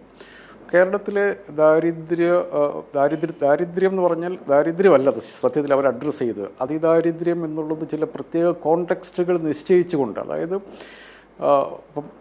കോൺക്രീറ്റ് വീടിനുള്ളിൽ ഭക്ഷണം ഉണ്ടാക്കാൻ ആരുമില്ലാത്ത വീട്, അത് സാധാരണഗതിയിൽ അങ്ങനെ വരുന്നതല്ല. അപ്പോൾ കേരളത്തിൻ്റെ മാത്രം പ്രത്യേകതയാണത്. ചിലപ്പോൾ ഏതെങ്കിലും അങ്ങനത്തെ കണക്കുകൾ ധാരാളമുണ്ട്, അങ്ങനത്തെ ആളുകൾ ധാരാളമുണ്ട്. അപ്പോൾ ഇത്തരം മനുഷ്യരെ ഐഡൻറ്റിഫൈ ചെയ്ത് അവരിലേക്ക് സർക്കാരിൻ്റെ സഹായം എത്തിക്കുക, സമൂഹത്തിൻ്റെ, സത്യത്തിൽ അത് സർക്കാർ നേരിട്ടല്ല, അത് പഞ്ചായത്തുകളും മറ്റ് സന്നദ്ധ സംഘടനകളൊക്കെ ഒരു സമൂഹം എന്ന നിലയ്ക്ക് നമ്മൾ ഏറ്റെടുത്ത് നടപ്പാക്കി വിജയിപ്പിച്ചൊരു പദ്ധതി. അത് ശരിക്കും പറഞ്ഞിട്ടുണ്ടെങ്കിലും സംസ്ഥാന സർക്കാർ അതിന് മേൽനോട്ടം കൊടുത്തു എന്നുള്ളതേ ഉള്ളൂ. അത് പഞ്ചായത്തിലും മുനിസിപ്പാലിറ്റി കോർപ്പറേഷൻ വാർഡ് കൗൺസിലർമാരും ഗ്രാമസഭകളും ഏറ്റെടുത്ത് നടപ്പാക്കി വിജയിപ്പിച്ച ഒരു പദ്ധതിയാണ്. നമ്മൾ സാധാരണഗതിയിൽ സർക്കാർ ഉദ്യോഗസ്ഥന്മാരോട് കുറച്ച് സ്കെപ്റ്റിക്കലായിട്ടുള്ള ആളാണ് ഞാൻ. പക്ഷേ അതിൽ ഈ ഒരു പദ്ധതിയിൽ മാത്രം സർക്കാർ ജീവനക്കാരും അവർ കൈമൈ മറന്ന് അധ്വാനിച്ചു. കേരളത്തിന് മൊത്തം അഭിമാനിക്കാവുന്ന ഒരു പദ്ധതിയായിരുന്നു. എങ്ങനെയാണ് കേരളത്തിലെ മാധ്യമങ്ങൾ അതിനെ കണ്ടത്? എന്തുമാത്രം നെഗറ്റീവ് ക്യാമ്പയിനാണ് അതിൽ അടിച്ചുവിട്ടത്. ഞാൻ അപ്പോഴും അന്ന് ആ സമയത്തൊക്കെ ഞാൻ കോൺഗ്രസ്സുകാരോടും പറയുമായിരുന്നു, അന്ന് 40% തദ്ദേശ സ്വയംഭരണ സ്ഥാപനങ്ങൾ കോൺഗ്രസ്സുകാരുടെയാണ്, അപ്പോൾ UDFൻ്റെയാണ്. അപ്പോൾ ഈ പദ്ധതിയുടെ 40% ക്രെഡിറ്റ് അവർക്കുള്ളതാണ്. അതുപോലും എടുക്കാതെ, അതുപോലും അവർക്ക് വകവെച്ച് കൊടുക്കാതെ ആ പദ്ധതിയെ ടാർണിഷ് ചെയ്യാനുള്ള വലിയ ശ്രമമാണ് നടന്നത്. ഇതിൻ്റെ ഒരു പ്രോബ്ലം എന്നുള്ളത് ഞാൻ കാണുന്നത് ഈ ശരിയായ വസ്തുതകൾ മനുഷ്യർക്ക് അറിയാതെ പോകുന്നു. കേരളം എന്നുള്ളത് ജീവിക്കാൻ കൊള്ളാത്ത ഒരു നാടാണ് എന്നൊരു കഥ ഉണ്ടാക്കുകയാണ്. ആർക്കാണ് അതുകൊണ്ട് ഗുണം എന്ന് മാത്രമല്ല, ഈ അതിദാരിദ്ര്യമുക്തം പരിപാടി ഒരു സക്സസ് ആണ് എന്ന് കണ്ടു കഴിഞ്ഞപ്പം UDFൻ്റെ ഒരു MP പാർലമെൻറ്റിൽ പോയി ചോദിക്കുകയാണ്, ഇതാ ഇങ്ങനെ കേരളത്തിൽ ഇങ്ങനൊരു പദ്ധതി ഉണ്ടായിട്ടുണ്ട്, അതിൻ്റെ പേരിൽ സംസ്ഥാനത്തിന് കൊടുക്കുന്ന അരിയുടെ അളവിൽ കുറവ് വല്ലതും വരുത്തുന്നുണ്ടോ എന്ന്. ഒന്ന് ആലോചിച്ച് നോക്കുക, അത് എന്തൊരു ഭീകരമായിട്ടുള്ള ഒരു രാഷ്ട്രീയ പ്രവർത്തനം. അത് ഭീകര പ്രവർത്തനമാണ്, കേരളത്തിനെതിരെയുള്ള ഒരു അട്ടിമറി പ്രവർത്തനമാണ്. ഇങ്ങനെ എന്തിനാണ് നെഗറ്റിവിറ്റി കാണുന്നത്? ഈ സർക്കാർ ഒരു 10 വർഷം പ്രായമായ ഒരു സർക്കാരിനെതിരെ 10 വർഷം തുടർച്ചയായിട്ട് ഭരിക്കുകയാണ്, അതിനെതിരെ ലെജിറ്റിമേറ്റ് ആയിട്ടുള്ള ആരോപണങ്ങൾ കൊണ്ടുവരാൻ വേണ്ടി നിങ്ങൾക്ക് പറ്റുന്നില്ല. ഇപ്പോൾ കഴിഞ്ഞ ദിവസം parliamentary affairs minister Shri MP Rajesh പറയുന്നത് കേട്ടു, ഒരു അവിശ്വാസ പ്രമേയം പോലും കൊണ്ടുവന്നിട്ടില്ല എന്ന്. ശ്രീ VD സതീശൻ തെറ്റായിട്ടാണെങ്കിൽ അദ്ദേഹം അവകാശവാദം ഉന്നയിക്കുന്നത് കിട്ടും, ഞങ്ങൾ ഒരൊറ്റ ഹർത്താൽ പോലും നടത്തിയിട്ടില്ല എന്ന്. എന്തുകൊണ്ടാണ് അത് സംഭവിക്കുന്നത്? എന്തുകൊണ്ടാണ് നിങ്ങൾക്കൊരു UDFനൊരു അവിശ്വാസ പ്രമേയം കൊണ്ടുവരാൻ വേണ്ടി പറ്റാത്തത്? എന്താണ് ലെജിറ്റിമേറ്റ് ആയിട്ടുള്ള ഒരു ആരോപണം കൊണ്ടുവരാൻ പറ്റാത്തത്? എന്തുകൊണ്ടാണ് ഏതെങ്കിലും ഒരു മന്ത്രിക്കെതിരെ കുറച്ചൊന്ന് പ്രവർത്തിച്ചാൽ നിങ്ങൾക്ക് കിട്ടില്ലേ? കുറച്ചൊന്ന് മാധ്യമങ്ങളോട് ചോദിച്ചാൽ എളുപ്പ വഴിയിൽ ക്രിയേറ്റ് ചെയ്യാൻ എന്ത് അസംബന്ധവും പറഞ്ഞാൽ മാധ്യമങ്ങൾ ഏറ്റെടുത്തോളും, അല്ലെങ്കിൽ മാധ്യമങ്ങൾ പറയുന്ന അസംബന്ധം UDF ഏറ്റെടുത്തോളും. ഈ കൂട്ടുകൃഷി കൊണ്ട് നഷ്ടമെന്നൊന്നും ഞാൻ പറയല്ല, അതൊരു നമ്മുടെ ഒരു അവസ്ഥ അങ്ങനെയാണ് എന്ന് മാത്രമല്ല, LDFോ CPMോ അതിന് ഈക്വലായിട്ടുള്ള ഒരു പ്രചരണ യന്ത്രം ഉണ്ടാക്കിയിട്ടില്ല എന്നുള്ളത് കൊണ്ട് ഇതുകൊണ്ട് ലാഭം ഉണ്ടാകുന്നത് തന്നെയാണ് എനിക്ക് തോന്നുന്നത്. ഞാനിപ്പോൾ കഴിഞ്ഞ ദിവസം കൊല്ലത്തെ ആശുപത്രിയുടെ കേസ് നോക്കുകയായിരുന്നു. കൊല്ലത്തൊരു ESI ആശുപത്രി. ഇന്നലെ BJP നേതാവ് ഇരുന്ന് പറയുകയാണ്, എസൻഷ്യാലിറ്റി സർട്ടിഫിക്കറ്റ് എന്ന് പറഞ്ഞാൽ ഇവിടെ ഒരു ആശുപത്രി വേണം എന്നുള്ളൊരു സർട്ടിഫിക്കറ്റ് കൊടുത്താൽ പോരെ, എന്തുകൊണ്ടാണ് കൊടുക്കാത്തത്? അത് ഈ സർക്കാരിൻ്റെ വൈരനിര്യാതന ബുദ്ധി കൊണ്ടല്ലേ? എസൻഷ്യാലിറ്റി സർട്ടിഫിക്കറ്റിന് നാഷണൽ മെഡിക്കൽ കമ്മീഷൻ്റെ കൃത്യമായിട്ടുള്ള ഒരു ഫോർമാറ്റുണ്ട്. ആ ഫോർമാറ്റിൽ അദ്ദേഹം പറഞ്ഞ ഈ കാര്യമുണ്ട്, അതായത് ഇവിടെ ഒരു മെഡിക്കൽ കോളേജ് വേണം എന്നുള്ള എസൻഷ്യലാണ് എന്ന് സർട്ടിഫൈ ചെയ്യണം. അതൊന്ന്. രണ്ടാമത്തെ കാര്യം, അവിടെ ഇന്ന ഫെസിലിറ്റികളുണ്ടോ എന്നുള്ളതിനെക്കുറിച്ച് നാഷണൽ മെഡിക്കൽ കമ്മീഷൻ പറഞ്ഞിരിക്കുന്ന കാര്യങ്ങൾ ഇവിടെ ഉണ്ട് എന്ന് പറയണം. രണ്ടാമത്തെ കാര്യം, കെട്ടിടങ്ങളുടെ കാര്യത്തിൽ കൃത്യമായി അപ്രൂവ്ഡ് പ്ലാൻ അതിനകത്തുണ്ടാവണം. എന്നിട്ട് സർക്കാർ ഒരു കാര്യം കൂടി പറയണം, അത് നിർബന്ധമായിട്ടും പറയണം, ഈ സൗകര്യങ്ങൾ ഇവരുണ്ടാക്കാമെന്ന് പറഞ്ഞ സൗകര്യങ്ങൾ ഉണ്ടാക്കിയില്ലെങ്കിൽ സംസ്ഥാന സർക്കാർ ഈ കുട്ടികളുടെ ഉത്തരവാദിത്തം ഏറ്റെടുക്കും എന്നുള്ളതാണ് അത്. എന്നിട്ട് അതുമായി ബന്ധപ്പെട്ട ഒരു കേസിൽ കേരള ഹൈക്കോടതിയുടെ വിധിയുണ്ട്. സർക്കാർ ഇതിനെ ചലഞ്ച് ചെയ്തപ്പം നിങ്ങൾ കൊടുത്ത അണ്ടർടേക്കിംഗ് ആണ്, അതുപ്രകാരം ഈ കുട്ടികളെ ഏറ്റെടുക്കാൻ നിങ്ങൾക്ക് ഉത്തരവാദിത്തമുണ്ട് എന്ന് വെച്ചാൽ കേരളത്തിൽ ESIയുടെ ഹോസ്പിറ്റൽ എടുത്തിട്ട് സംസ്ഥാന സർക്കാരിന് ഒരു എക്സ്പീരിയൻസ് ഉണ്ട്, അത് അവസാനം സംസ്ഥാന സർക്കാരിൻ്റെ തലയിൽ കെട്ടിവെച്ചു. അതുകൊണ്ട് സംസ്ഥാന സർക്കാർ എന്താണ് പറഞ്ഞത്, നിങ്ങൾ ഈ ഫെസിലിറ്റികൾ ഉണ്ട് എന്ന് ഞങ്ങൾക്ക് ഉറപ്പ് തരണം, അതായത് നാഷണൽ മെഡിക്കൽ കമ്മീഷൻ്റെ നോംസിനനുസരിച്ചുള്ള ഫെസിലിറ്റികൾ ഇവിടെ ഉണ്ട്, ഈ പ്ലാൻ അപ്രൂവ്ഡ് ആക്കി തരണം. ഇത് കൊടുക്കാൻ അവർക്ക് പറ്റില്ല, ഇത് കൊടുത്തില്ല. ഇത് കൊടുത്താൽ ഇത് അപ്രൂവ്ഡ് ആയിട്ട് പ്ലാൻ കൊടുത്താൽ ആ നിമിഷം എസൻഷ്യാലിറ്റി സർട്ടിഫിക്കറ്റ് കൊടുക്കാം എന്ന് പറഞ്ഞ് ഇത് എത്ര വ്യാഖ്യാനിച്ചിട്ടുണ്ട് CPMോ LDFോ? കൈരളി ചാനൽ ഒരു ചർച്ച നടത്തിയിട്ട് എനിക്ക് തോന്നുന്നില്ല. ഇത്തരം നുണ പറഞ്ഞ് നടത്തുന്ന രാഷ്ട്രീയത്തെ എതിർക്കാൻ LDF ആവശ്യമായ സമയവും വിഭവങ്ങളും ഉപയോഗിച്ചില്ലെങ്കിൽ ഇത് UDFന് ലാഭമാണ്. ഇപ്പോൾ കൊല്ലത്തെ മനുഷ്യർ മുഴുവൻ വിശ്വസിക്കുന്നത് അവർക്ക് കിട്ടേണ്ടിയിരുന്ന ഒരു മെഡിക്കൽ കോളേജ് ഇല്ലാണ്ടാക്കി എന്നുള്ളതാണ്. 600 കോടി രൂപ നിക്ഷേപം വരേണ്ട ഒരു മെഡിക്കൽ കോളേജ് ഇല്ലാതാക്കി എന്നുള്ളതാണ് ആ മനുഷ്യർ വിശ്വസിക്കുന്നത്. എന്നാൽ ഈ കഴിഞ്ഞ ജൂണിൽ തീരുമാനമെടുത്തിട്ട് ഒരു പ്ലാനെങ്കിലും ഉണ്ടാക്കാൻ, ESI ബോർഡിൻ്റെ മെമ്പറാണ് കൊല്ലത്തെ MP, ESIയുടെ അതിൻ്റെ ഗവേണിംഗ് ബോർഡിലെ പാർലമെൻറ്റിനെ റെപ്രസെൻ്റ് ചെയ്ത മെമ്പറാണ് കൊല്ലത്തെ MP.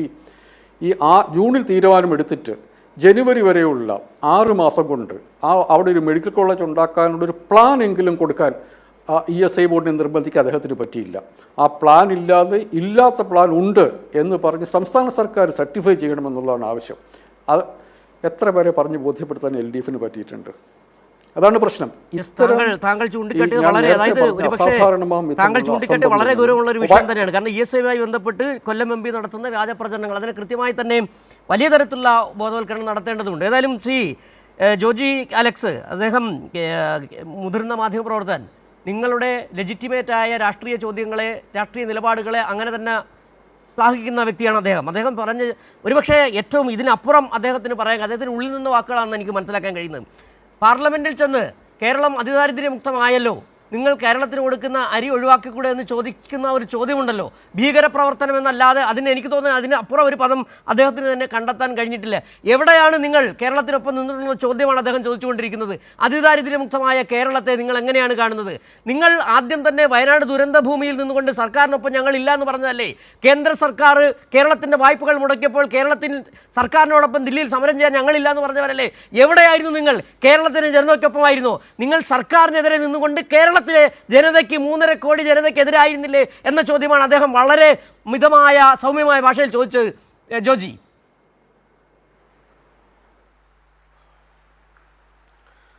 രണ്ട് മിനിറ്റ് തരണം. 2-3 ഞാൻ ചോദ്യങ്ങൾക്ക് മാത്രം മറുപടി പറയാം.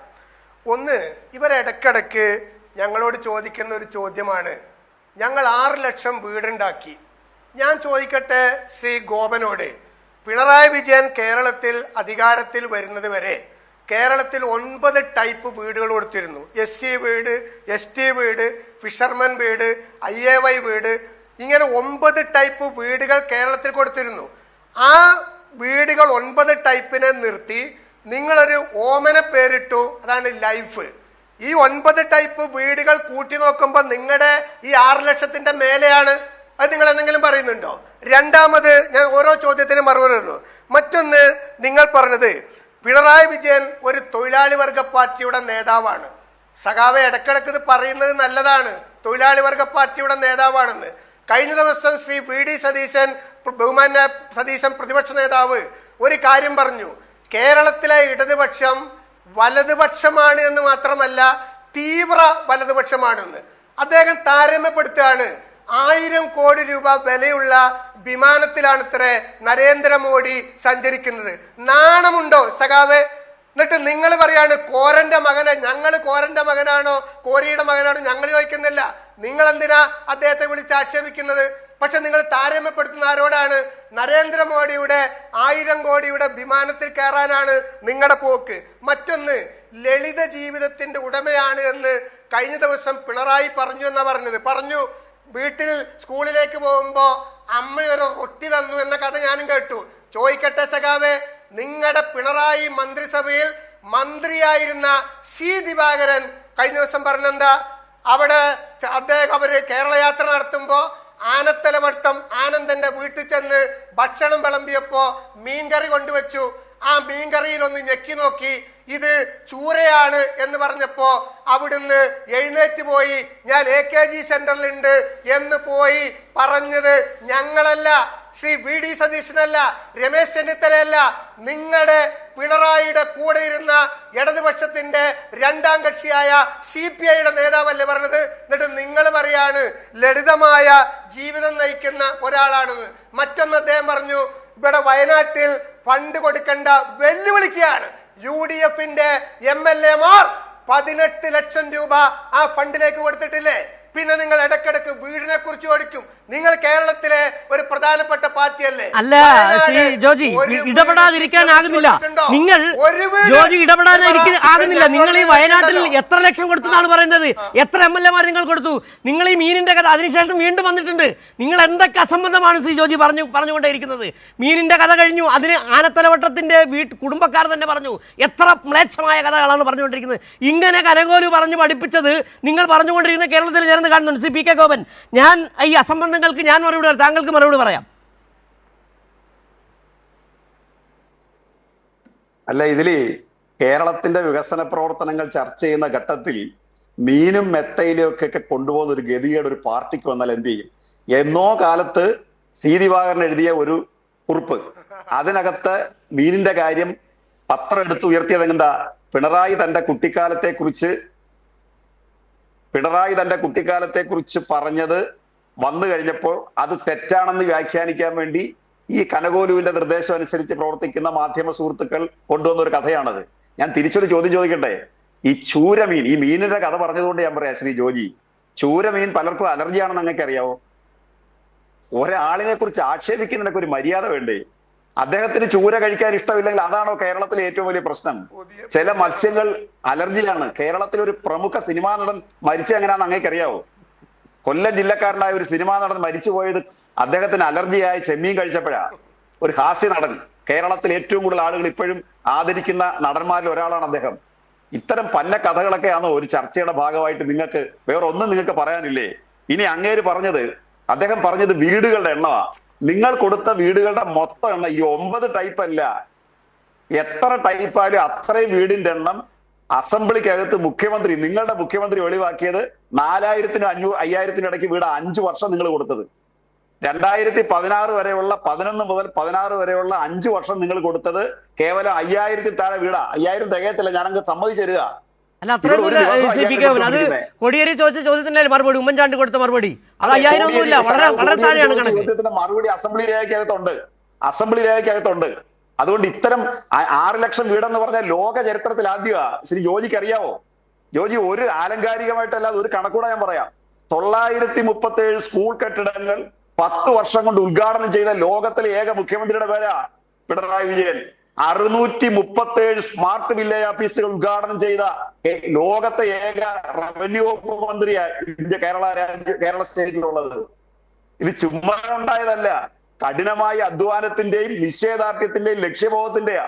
ഇപ്പതാ ഫെബ്രുവരിയിൽ പുസ്തകം കൊടുത്തപ്പോ നിങ്ങൾ എന്താ പറഞ്ഞേ? പാഠപുസ്തകം കൊടുത്തപ്പം, നേരത്തെ പെൻഷൻ കൊടുത്തപ്പോ നിങ്ങൾ എന്താ പറഞ്ഞ? മര്യാദകേട് കാണിക്കരുത്. അടൂർ പ്രകാശ് പറയാ മര്യാദകേട് കാണിക്കരുത്. ഇപ്പൊ രമേശ് ചെന്നിത്തല പറയാ പാസ്സാകാത്ത പിള്ളേർക്ക് എങ്ങനെയാ പുസ്തകം കൊടുക്കുന്നതെന്ന്. കേരളത്തിലെ 9ാം ക്ലാസ് വരെയുള്ള പിള്ളേർ 100% സെന്റ് പേഴ്സൺ പാസ്സാ. 10ാം ക്ലാസ്സിൽ പോയിന്റ് സംതിങ്ങേ ഉള്ളൂ പാസ്സാകാത്തത്. നിങ്ങളുടെ ഗവൺമെന്റ് അല്ല ഇത്. 10 ലക്ഷം കുട്ടികൾ നിങ്ങളുടെ കാലത്ത് തിരിച്ചുപോയി. 12 ലക്ഷം കുട്ടികൾ LDF-ന്റെ കാലത്ത് തിരിച്ചു വന്നു. 5000 സ്കൂളുകൾ നിങ്ങൾ പൂട്ടാൻ ഒരുങ്ങി. 14,000 സ്കൂളുകളാണ് കേരളത്തിലുള്ളത്. ഒറ്റ സ്കൂള് പൂട്ടിയിട്ടില്ല. ആ സ്കൂളുകളിലൊക്കെ ഒന്ന് പോയി നോക്കണം. നിങ്ങൾക്ക് വീണ്ടും ആ സ്കൂളിൽ പോയി പഠിക്കാൻ തോന്നുന്നില്ല, നിങ്ങൾ നോക്കണം. ഇനി വയനാടിന്റെ ഫണ്ട് 1 പൈസ നിങ്ങളുടെ പ്രിയങ്ക ഗാന്ധി കൊടുത്തോ? 1 പൈസ. ഈ വടക്കേന്ത്യയിൽ നിന്ന് ഇവിടെ മത്സരിക്കല്ലേ? നിങ്ങൾ 18 ലക്ഷം കൊടുത്തു എന്ന് പറഞ്ഞത് രമേശ് ചെന്നിത്തല പൈസ കൊടുത്തപ്പോഴാ ശ്രീ കെ സുധാകരൻ പൈസ കൊടുത്തതിന് അദ്ദേഹത്തെ കുറ്റപ്പെടുത്തിയത്, ആക്ഷേപിച്ചത്. അറിയാതെ കൊടുത്തു പോയതാ രമേശ് ചെന്നിത്തല. ബാക്കി ആരും കൊടുത്തില്ല. 2-3 MLA-മാരുടെ ചെറിയ പൈസ വന്നിട്ടുണ്ട്. നിങ്ങൾ പറയുന്ന 18 ലക്ഷം ഞങ്ങൾക്ക് സമ്മതിക്കുന്നു. MLA ഫണ്ടിൽ നിന്നാ, സർക്കാർ കൊടുക്കുന്ന പൈസയിൽ നിന്നാ. എന്നിട്ട് നിങ്ങൾ കർണാടക ഗവൺമെന്റ് കൊടുക്കാമെന്ന് പറഞ്ഞ പൈസയുടെ പേര് കോൺഗ്രസ് കണക്കെഴുതി വെക്കുക. KJ ജേക്കബ്, വളരെ പെട്ടെന്ന് 1 മിനിറ്റിനുള്ളിൽ താങ്കൾക്ക് ഒരു പ്രതികരണം നടത്തി. അതായത് ഒരു സോഷ്യൽ മീഡിയയിൽ അടക്കം വന്നിരിക്കുന്ന ട്രോളാണ്. സത്യം ചെരുപ്പിട്ട് വരുമ്പോഴേക്കും സതീശൻ ലോകം ചുറ്റിയിരിക്കുമെന്ന് പറയുന്ന ഒരു ട്രോളാണ് വന്നുകൊണ്ടിരിക്കുന്നത്.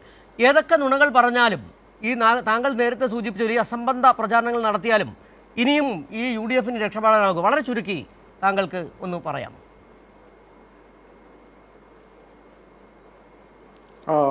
അത് എനിക്ക്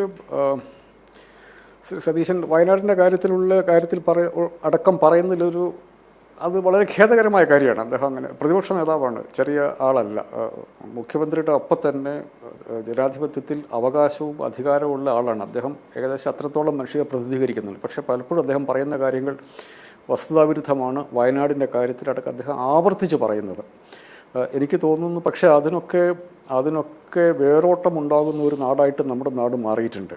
അതിനെയൊക്കെ എങ്ങനെയാണ് ചെറുത്ത് നിൽക്കേണ്ടത് എന്നുള്ള കാര്യത്തിൽ LDF വളരെ സീരിയസ് ആയിട്ടുള്ള ആലോചന നടത്തേണ്ടതുണ്ട്.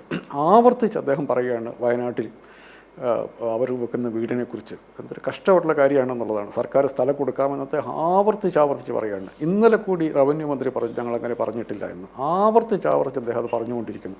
അപ്പോൾ അതിന് എന്തെങ്കിലും ഒരു ഡിവിഡൻഡ് കിട്ടാത്തത് കൊണ്ടല്ലല്ലോ അദ്ദേഹം അത് പറഞ്ഞുകൊണ്ടിരിക്കുന്നത്. ഖേദകരമാണ്. നമ്മൾ കുറച്ചുകൂടി മെച്ചപ്പെട്ട രാഷ്ട്രീയ നേതൃത്വങ്ങൾ അർഹിക്കുന്നുണ്ട്. ശരി, വളരെ നന്ദി Shri KJ Jacob, PK Gopan, Joji K Alex ഈ ചർച്ചയിൽ പങ്കെടുത്തതിന്. സമയപരിമിതിയിലും ചർച്ചയോട് അവസാനിപ്പിക്കേണ്ടതിന്. ഏതായാലും ഈ അസംബന്ധങ്ങൾ, അസത്യങ്ങൾ എത്ര പറഞ്ഞാലും കേരളം ഒന്നായി മുന്നോട്ട് പൊയ്ക്കൊണ്ടിരിക്കുന്ന ആ വേഗം തളർത്താൻ ആകില്ല എന്ന് തന്നെയാണ് കേരള ജനത ഒന്നായി പറഞ്ഞുകൊണ്ടിരിക്കുകയും ചെയ്യുന്നത്. വളരെ നന്ദി ഈ ചർച്ചയിൽ പങ്കെടുത്തതിന്. ഇപ്പോൾ ന്യൂസ് ആൻഡ് വ്യൂസ് ഇവിടെ അവസാനിക്കുക.